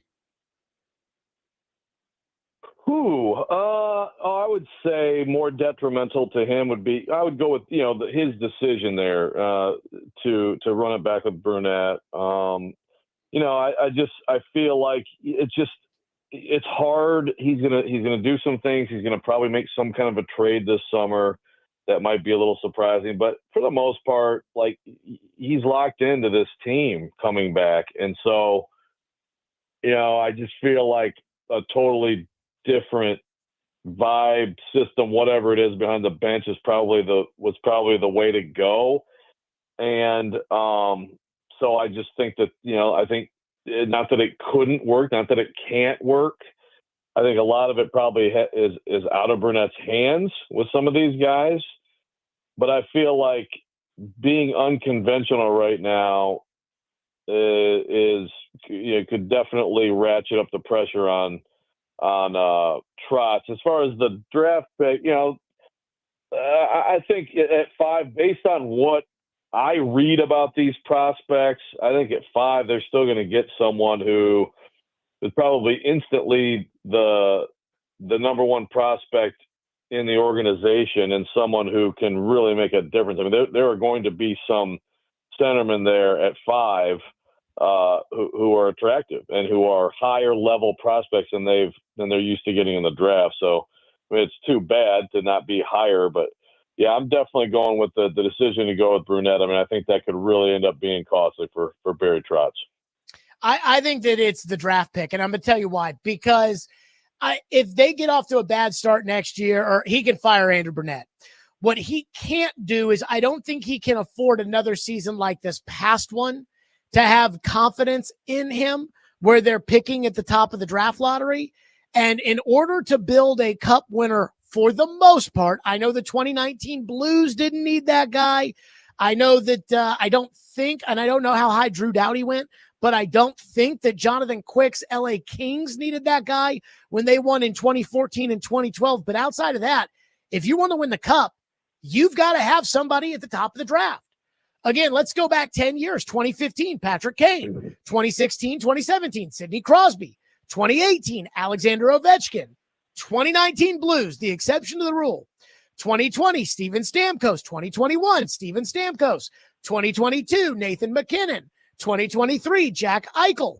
Last year, Alexander Barkov, Sam Reinhart, number 1, number 2. So, or excuse me, number 2, both guys are taking number 2. So if you want to win the cup, you got to have that guy.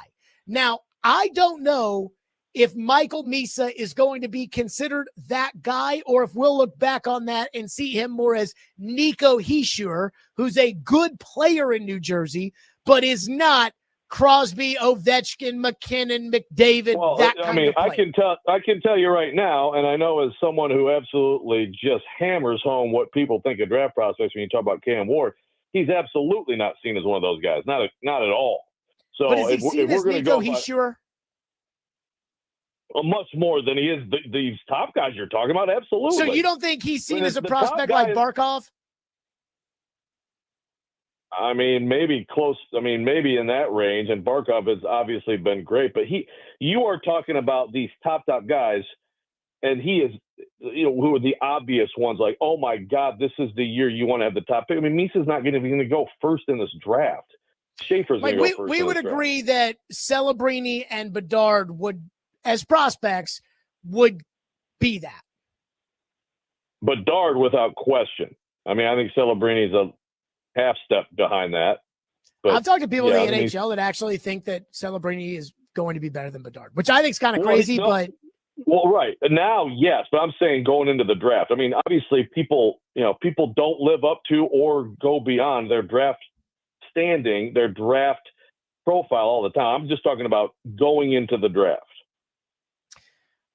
I would just say that, like, right now, fans are mad that Trotz didn't want to fire Burnett. I'm mad that Trotz didn't want to fire Burnett. But Trotz can still fire Burnett whenever. He can fire Burnett after the 3rd game of the season. So what does that do for him? So let's say he does that. Then why the hell did you waste everybody's time? Well, why didn't you just switch it up when you had a chance to have an entire preseason, off season, to put in a new system, to have a new everything? Someone who ideally has won in this league and has won in this league with veteran teams. So now you're just going to, you're going to month into the season fire, so everybody's fine with that? No, not at all. Well, and but neither again, will you be. You can fire the coach and then turn your season around. Like, if they fire the coach and they end up in the playoffs, like the St. Louis Blues fired their coach, hired Jim Montgomery, and ended up in the playoffs, then people are going to be fine with it. So he can still do that. I just don't know that he can be bad enough next year to pick at the top of the draft, which they're going to have to do. The prospects they have on this team, they've got the quantity. I don't think they have the quality. And so if they're going to build a cup contender, I think they're going to need that guy that is a 1-1, 1-2 type player. And you're not, whether or not Misa ends up being that guy or not, you're definitely not getting that at number 5, where historically you're looking at second line players, with the 5th overall pick, or guys like Elias Pettersson that just disappear come playoff time. And so I don't think Trotz can pick at the draft that high again. And because of that, I would say that the opportunity to not pick 1 or 2 is more detrimental, big picture, than not firing the coach, with which he could do a month into the season, 2 months into the season. He could do that whenever he wants. Regardless of what happens with the number 5 pick, how many points better does this team need to be next season for confidence to be restored in Barry Trotz by the fan base? Who goes first? We'll let you go first. Okay. I mean, oh boy, that's tough, because I guess I look at it differently. Like, maybe I'm buying what Trotz is selling, and maybe I shouldn't be, but I'm not one of these people that thought that they weren't trying to compete this year when they went and paid all that money for those guys. But that's money. That's not my money. That's their money. And it's not like they're up against the cap or anything crazy like that. I mean, I still think that Trotz has to be judged by all these young prospects with which they've acquired since they brought him into the fold, whether it's Wood or Mullendijk or Schaefer or Edstrom or Surin, Stiga, whoever they pick 5th, the other 2 draft choices they use. And it takes you about 4 years before you know whether or not somebody can play. Now, I'm a little nervous because we knew Philip Forsberg at 20 years old could play. And outside of Mullendijk, we don't know if any of these guys can play. So that is concerning. But I do think that everybody's going to want to see them win at the NHL level next year to justify whether or not Trotz is doing a good job. So I'm going to say they have to get to the 85-point mark, which is you're competing for a playoff spot there with the 85 points, maybe higher, maybe 90. But again, I think that the real judge of whether or not Trotz can do this is if all these prospects that the prospect gurus say are third pair defensemen, third or fourth line guys, Trotz says they're first pair defensemen like Andrew Gibson or first line centers like David Edstrom. If those guys are legit, then I think, which is what Trotz says, then I think he's doing a good job. If they're Scarbinis, then I think Trotz is doing a bad job. And that really has nothing to do with the point total next year, but I'll go with 85 to 90. That is utterly absurd. Are you kidding me? Are you kidding me? They need to be 30 points better, make the playoffs, and win a playoff series. What are you talking about? We're going to wait around and see if these prospects are good? He signed these guys to win, Jared.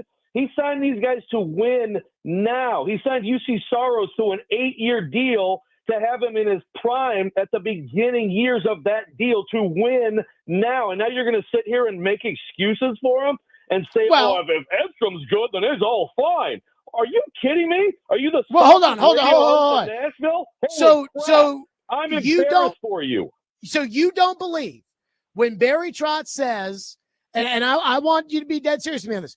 You don't believe when he took the job, he thought that he was going to have to win the cup by year 2. You don't believe when he says, hey, I just wanted to sign guys in free agency to, buy time so that I can develop these young guys and then bring them up down the road. You don't believe that. So, Jared, the Saros deal is, well, when he's about 35, when these guys finally are done cooking, then we'll really have ourselves a contender. Look, he's been working on 2 timelines. You can't just abandon and forget and neglect one of them because you also have another one. No, you sign those guys to win now. You sign those guys because Yossi's not getting any younger, because Forsberg's not getting any younger. And again, you choose Saros over Ascara because it's, okay, we're going now. The first half of the Saros deal is when we must win. And now you're going to talk about these prospects? That's hold on. So let me ask you this question on the 2 timelines. Long before we have any idea about these guys. So let me ask you this then on the 2 timelines, because look, I thought they could compete for the cup with the team they had. I didn't think they could win it. Like, I didn't look at them and say, okay, they're going to be better than Vegas. They're going to be better than Edmonton. But now you're saying, 85 no. Hey, I let you talk, so now you let me talk. Oh, okay. You talk about the 2 timelines they have. Let's say that this group sucks. Let's say Marchessault, Shea, Stamkos, they suck. But Edstrom really is a number 1 center. And Wood really is a number 1 winger. And Molendyk really is a number 1 defenseman. And they draft Porter Martone, and he's a freaking 40-goal scorer. And so you're going to fire Barry Trotz if the team sucks next year. When do we find that out, Jared? So you're going to fire Barry Trotz next year, and then all the guys Barry Trotz drafted are going to come up as first-line players. And then what are you going to do? Unfire him? What do you do then? So which one's more important to you? Because, again, I feel like Trotz should truly be judged on the second timeline. David didn't ask about if you're firing Trotz at the end of next year, and I didn't say I would either. He asked a question about the points next year. I mean, that's what he asked. So you answer my question for me here. I didn't say that I would 100% fire Trotz next year if they suck. But I think if he's not on a hot seat at that point, this is a joke franchise. And again, if you can't see that, then I can't help you. What are we talking about here? Again, if they suck next year, how does Saros play? Because he just signed him to an 8-year deal. That deal alone could seal the fate of any GM in this league. So again, you can sit here and say, what if this guy turns out to be this and this guy turns out to be that? When are we going to find that out, Jared? What year are we finding that out? So I will tell you, I think that the year is 2028. That by 2028, we'll know if these guys are good or not. Like, they won't be in their primes. All is fine. This timeline doesn't matter at all. Okay. The 5th overall pick.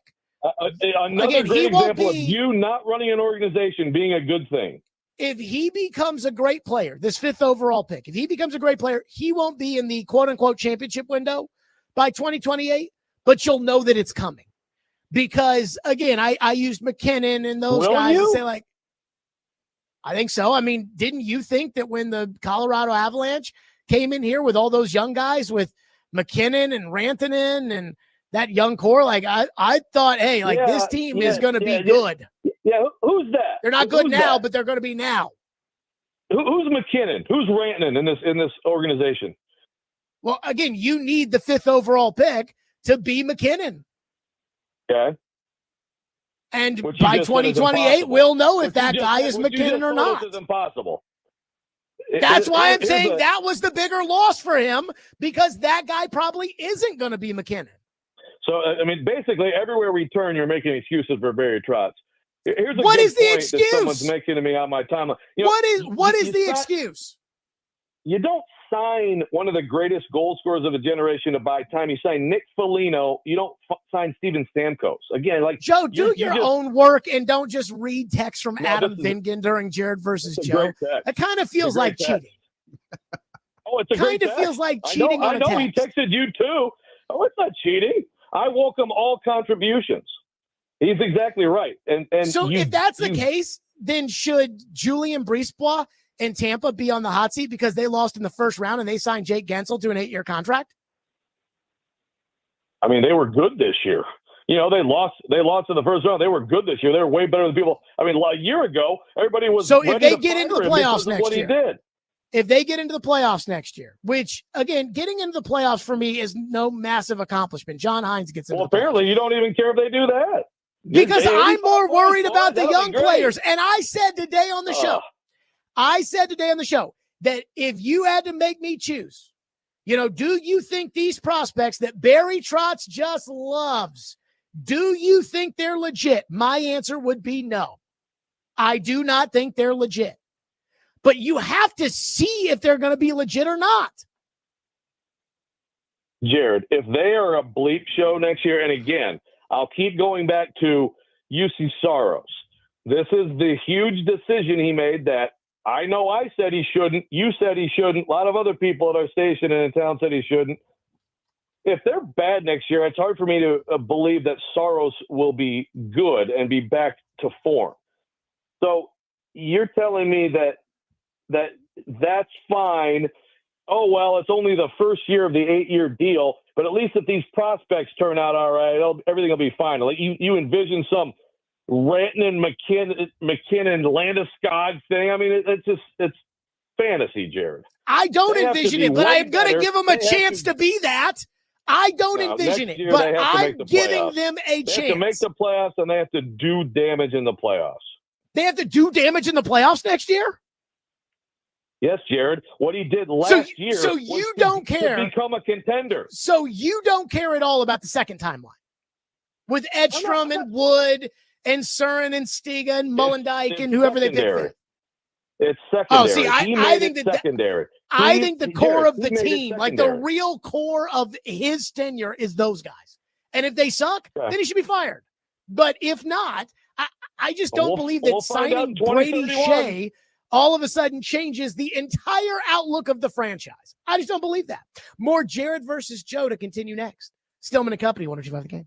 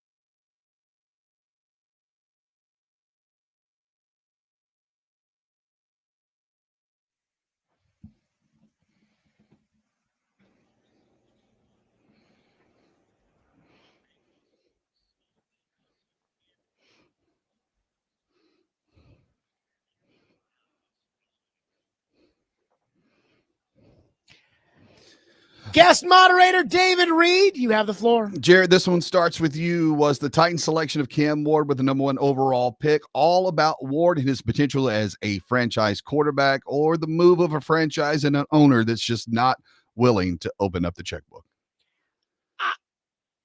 I tell you, again, I want to say this with absolute certainty, but I can't say with absolute certainty. But, I mean, I have a hard time believing that the Tennessee Titans, after hearing all these other general managers that are former GMs that did not think that highly of Cam Ward, hearing all these executives that say, well, he's good, but he would have gone at least 4th, maybe 5th in last year's draft. Trevor says he would go 3rd in next year's draft behind Lenora Sellers and Garrett Nussmeier. And that Giants package was just so good. Again, the loser's curse, the study that was done by the Wharton School with a Pulitzer Prize, was it a Pulitzer Prize winning or Nobel Prize winning, Reed? Nobel, I believe. Yep. Okay, a Nobel Prize winning economist writes a 65-page study that says, yeah, teams overvalue picks. You're better off trading down and getting future picks. The Titans get this Godfather offer from a desperate Giants team. They don't take it. According to ChatGPT, through that loser's curse breakdown, the Titans passed on 24 and a half units to go with 10 units in Cam Ward. And I mean, isn't that Chad Brinker's bread and butter? Business school and analytics and AI, and again, saying that no, Cam Ward's not that good. The only thing I can come up with is my plan, which would have been to sign Sam Darnold and then to acquire those picks from the Giants, would have come at an extra cash cost of about $50 million a season over the next 2 seasons, because you're not just paying the difference between the signing bonus for Cam Ward, which is $32 million, and what you would have to pay Sam Darnold, which would start at $37.5 million, because that's what he's getting from the Seahawks. You'd have to pay a suck tax, so you'd probably have to pay even more than that. But you also have to pay for the 34th pick in the draft and the signing bonus there, which is $5 million. Plus, you'd have to pay the signing bonus for your first rounder next year and the Giants' first rounder next year and the Giants' second rounder next year and your second rounder next year. And you'd still have to pay the quarterback 25, 26, whatever million dollars a year. So it ultimately comes out to around $100 million in extra cash over the next 2 years. I feel like Amy gave them a budget and they figured we cannot sign Sam Darnold, Geno Smith, Aaron Rodgers. We cannot sign that quarterback and pay all these extra draft picks. So let's just, with the money we're given, let's just use the draft pick on the quarterback. He'll help sell tickets because the mystery box is undefeated PSLs to the new stadium. I believe that, other than Chad Brinker, Mr. AI cancer curing model, Mr. Northwestern Business School, Mr. Moneyball, Chad Brinker looks at a study like that from the Wharton Business School that the Ravens listened to and just said, I don't buy that. Yeah, I don't know. I mean, I don't know the answer, to be clear. I would hope that these guys came about their choice of Cam Ward honestly and with their own autonomy.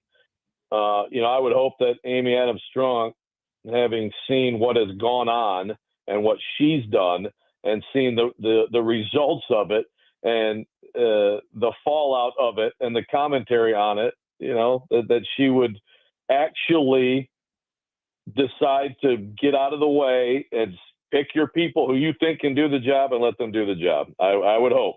I also not going to pretend to know what she's going to do next or how she goes about her business. If Jared comes up with some interesting stuff, some of it dumber than others, to be honest. This is not one of his dumber ones.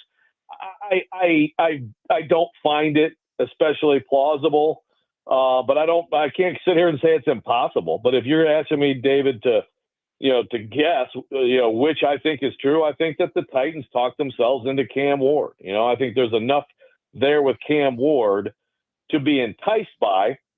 And, obviously, I think they're telling the truth when they gush about his interviews and you can kind of follow the timeline of when they really took to him, I guess, after those interviews. I hope so. It's a miserable existence for those guys if they just had to do this because she gave them a straight cash budget, and said, you can't go beyond this. I mean, that's a terrible way to have to do your job, and it's not going to work out. If that's obviously would comment on how little they actually do think of Cam Ward then relative to what they say publicly. It's going to get ugly around here. But I think they came by it honestly, and I think that it's not the most insane idea in the world that someone would fall in love with Cam Ward as a prospect. So I read a story in The Athletic about that losers curse study that basically said that a lot of these analytic guys go into these organizations, and especially the guys that would talk about this on record that had experience in the NFL and then got out and did something else. They said that they would go into these NFL organizations. They would do the data analysis. They would take the data analysis to the guys to help use it. And the guys would look at it and say, yeah. And I think there was another quote in there that was, you think everybody in the NFL is just all pulling the rope in the same direction. And then you get there and you realize that literally everybody, the head coach, the coordinators, the position coaches, the GM, the assistant GM, everybody's really just trying to cover their own ass. And so when the Titans talk about, oh, we're all sold, we all love him, I'm like, I don't buy that. I just do not buy that dog and pony show.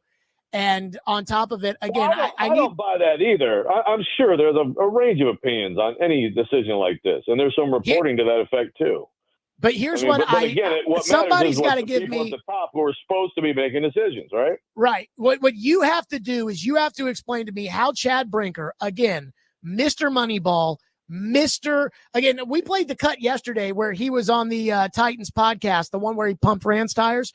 And they asked him about how much he loved Moneyball. And Chad Brinker was like, it's not about on-base percentage. It's about market inefficiencies.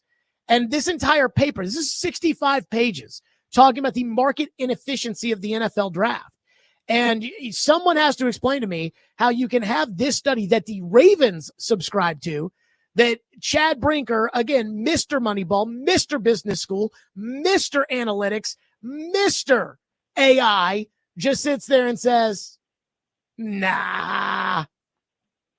Somebody has to explain that to me. And the most logical explanation for me is that, hey, the Sam Darnold and trade the pick and get all these extra picks, that comes at a cost at about $100 million extra.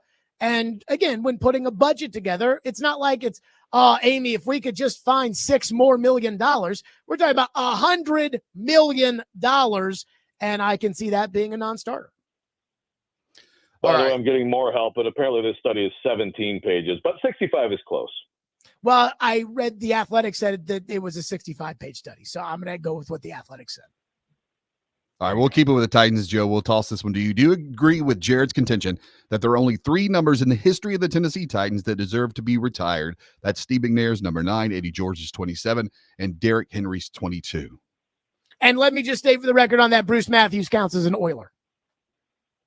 Okay.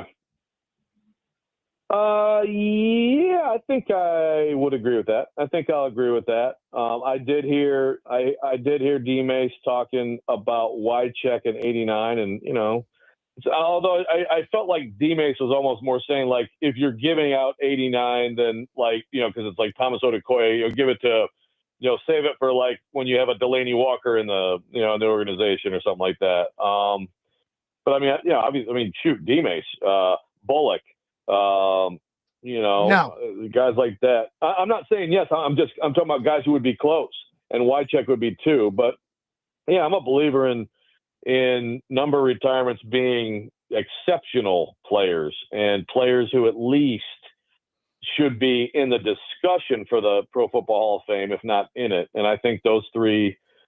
McNair and Eddie, I don't think are going to get in, but they have been in the discussion, and Derrick Henry will be in. So I do agree with Jared. See, we can agree on things.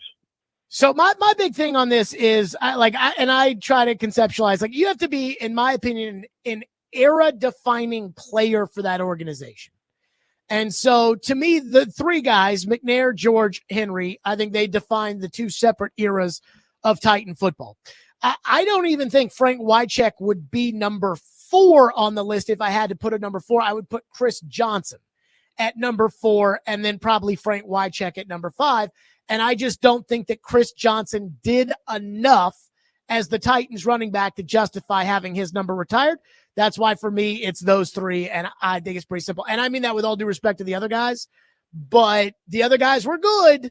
Delaney Walker, Jarrell Casey, Keith Bullock, Blaine Bishop, Frank Wycheck, they were good, but they weren't Steve McNair, Eddie George, Derrick Henry. And in the case of Derrick Henry, again, they haven't retired his number yet.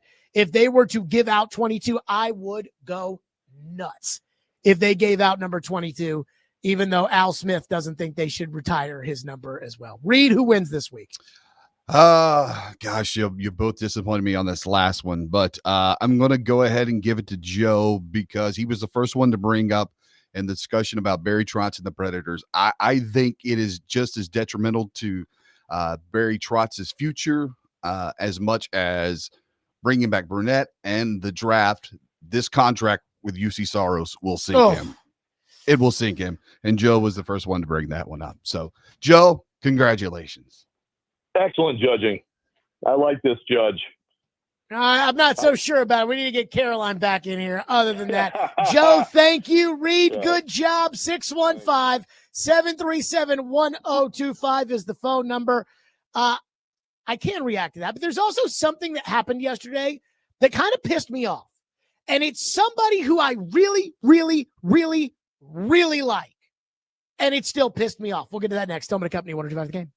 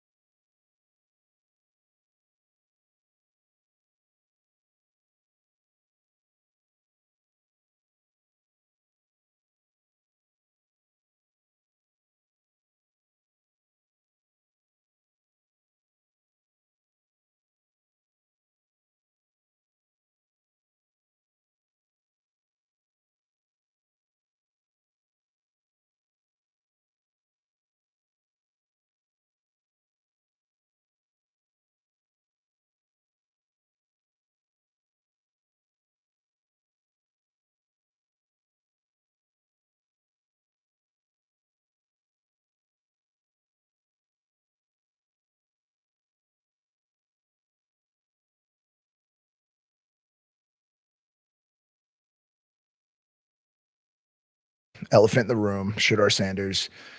What happened, Tom? Why did he go so late in the draft? I mean, it's a good question. I wasn't a part of any evaluation process or Skip Bayless see says that. otherwise. No. Well, everyone's got that's the problem with media is everyone can just say whatever the they want. I actually texted Shador because I know him very well.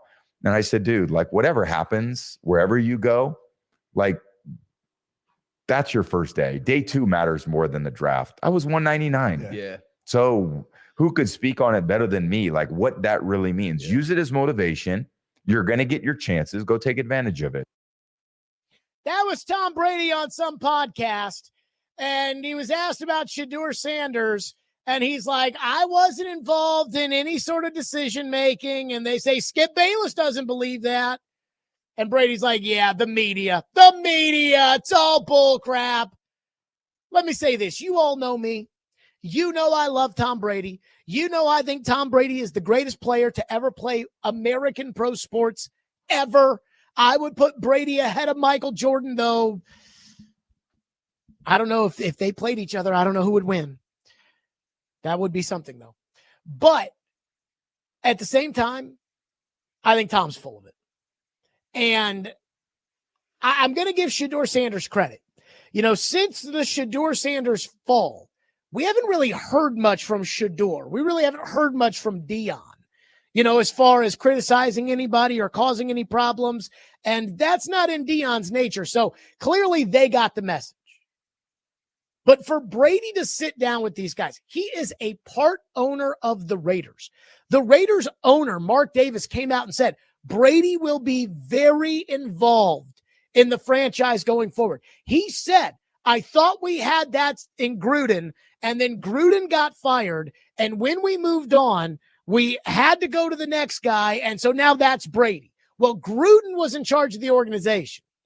And again, the sentiment for everybody is that Tom Brady is in charge of the organization in some capacity. And Brady's going to sit there in front of all you guys and say, I had nothing to do with this. I know that Skip Bayless said it. Yeah, okay. He'd say whatever he wants. First of all, as of right now, Tom Brady is more the media than Skip Bayless is. Tom Brady's got a job at Fox. Skip doesn't have a job. I have a hard time believing that if Tom Brady really believed in Shador Sanders that much, that at some point, and I think the Raiders passed on him like 7 times, at some point Tom would have picked up the phone and said, take him. And he didn't.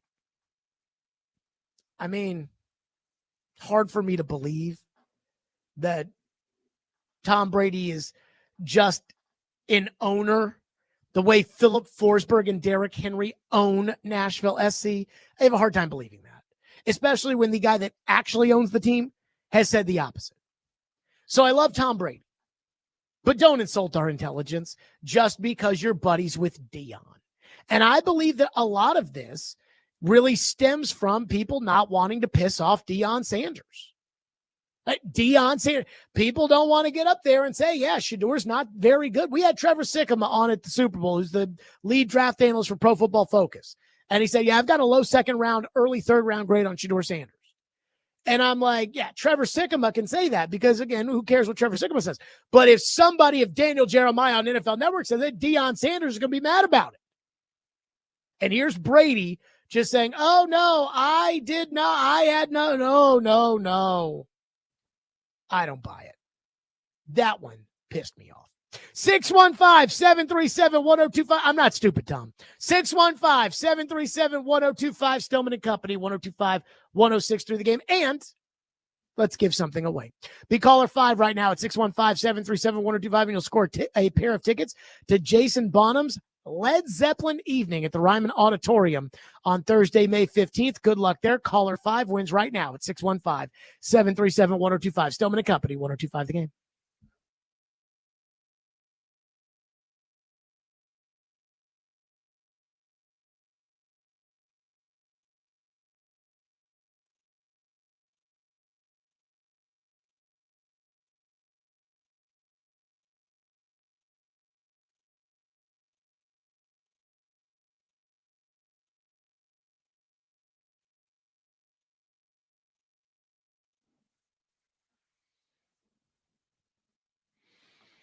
Got to tell you about Hiller Plumbing, Heating, Cooling, and Electrical. I love Hiller. They take great care of my home, and they can do the exact same for you. Nobody wants to deal with a plumbing, HVAC, or electrical emergency. Why? Because most of the time, you do not know what it'll cost, if it will get fixed correctly, or if someone is just trying to sell you something that you do not need. When you call Hiller, their experts are going to solve your problems quickly. And I know this because I use Hiller at my home. Hiller Plumbing, Heating, Cooling, and Electrical, where the price you're told is the price you'll actually pay, with no hidden fees and no surprises on your bill. So be like me and book online right now at happyhiller.com.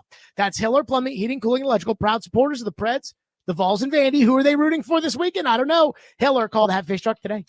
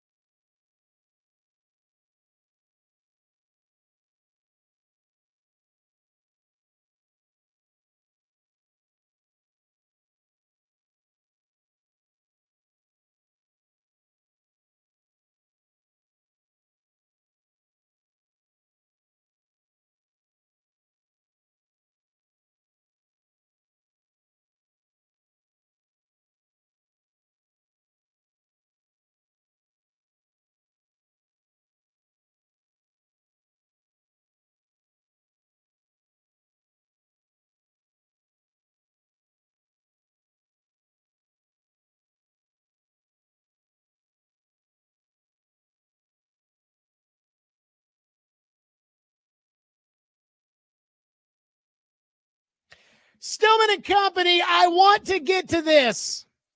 Eli from Smyrna texts into the text line, and he says, congratulations to your team on beating my Vandy boys, Jared.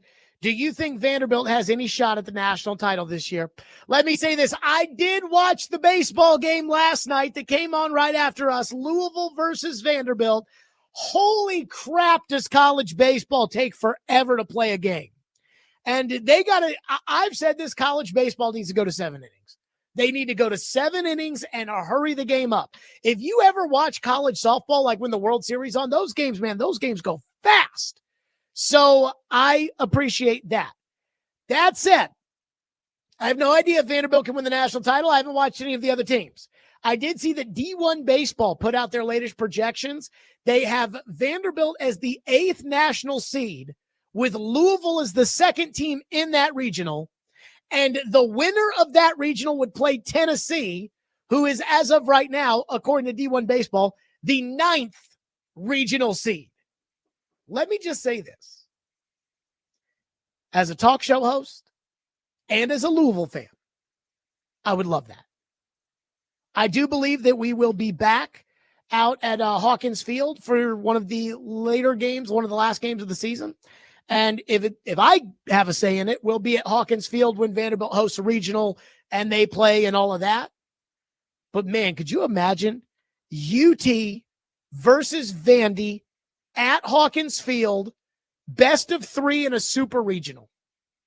Holy crap, that would be juicy. And that's the one big rivalry between the two. But yes, they'll have to get past Louisville first, who won last night in the Battle of the Barrel. I'm glad that it's home. Good luck, though, the rest of the way for Vanderbilt, as long as they're not playing Louisville. That's it for us. We are out of here on the program. Stillman and Company. We will see everybody tomorrow, live from First Horizon Park at 2.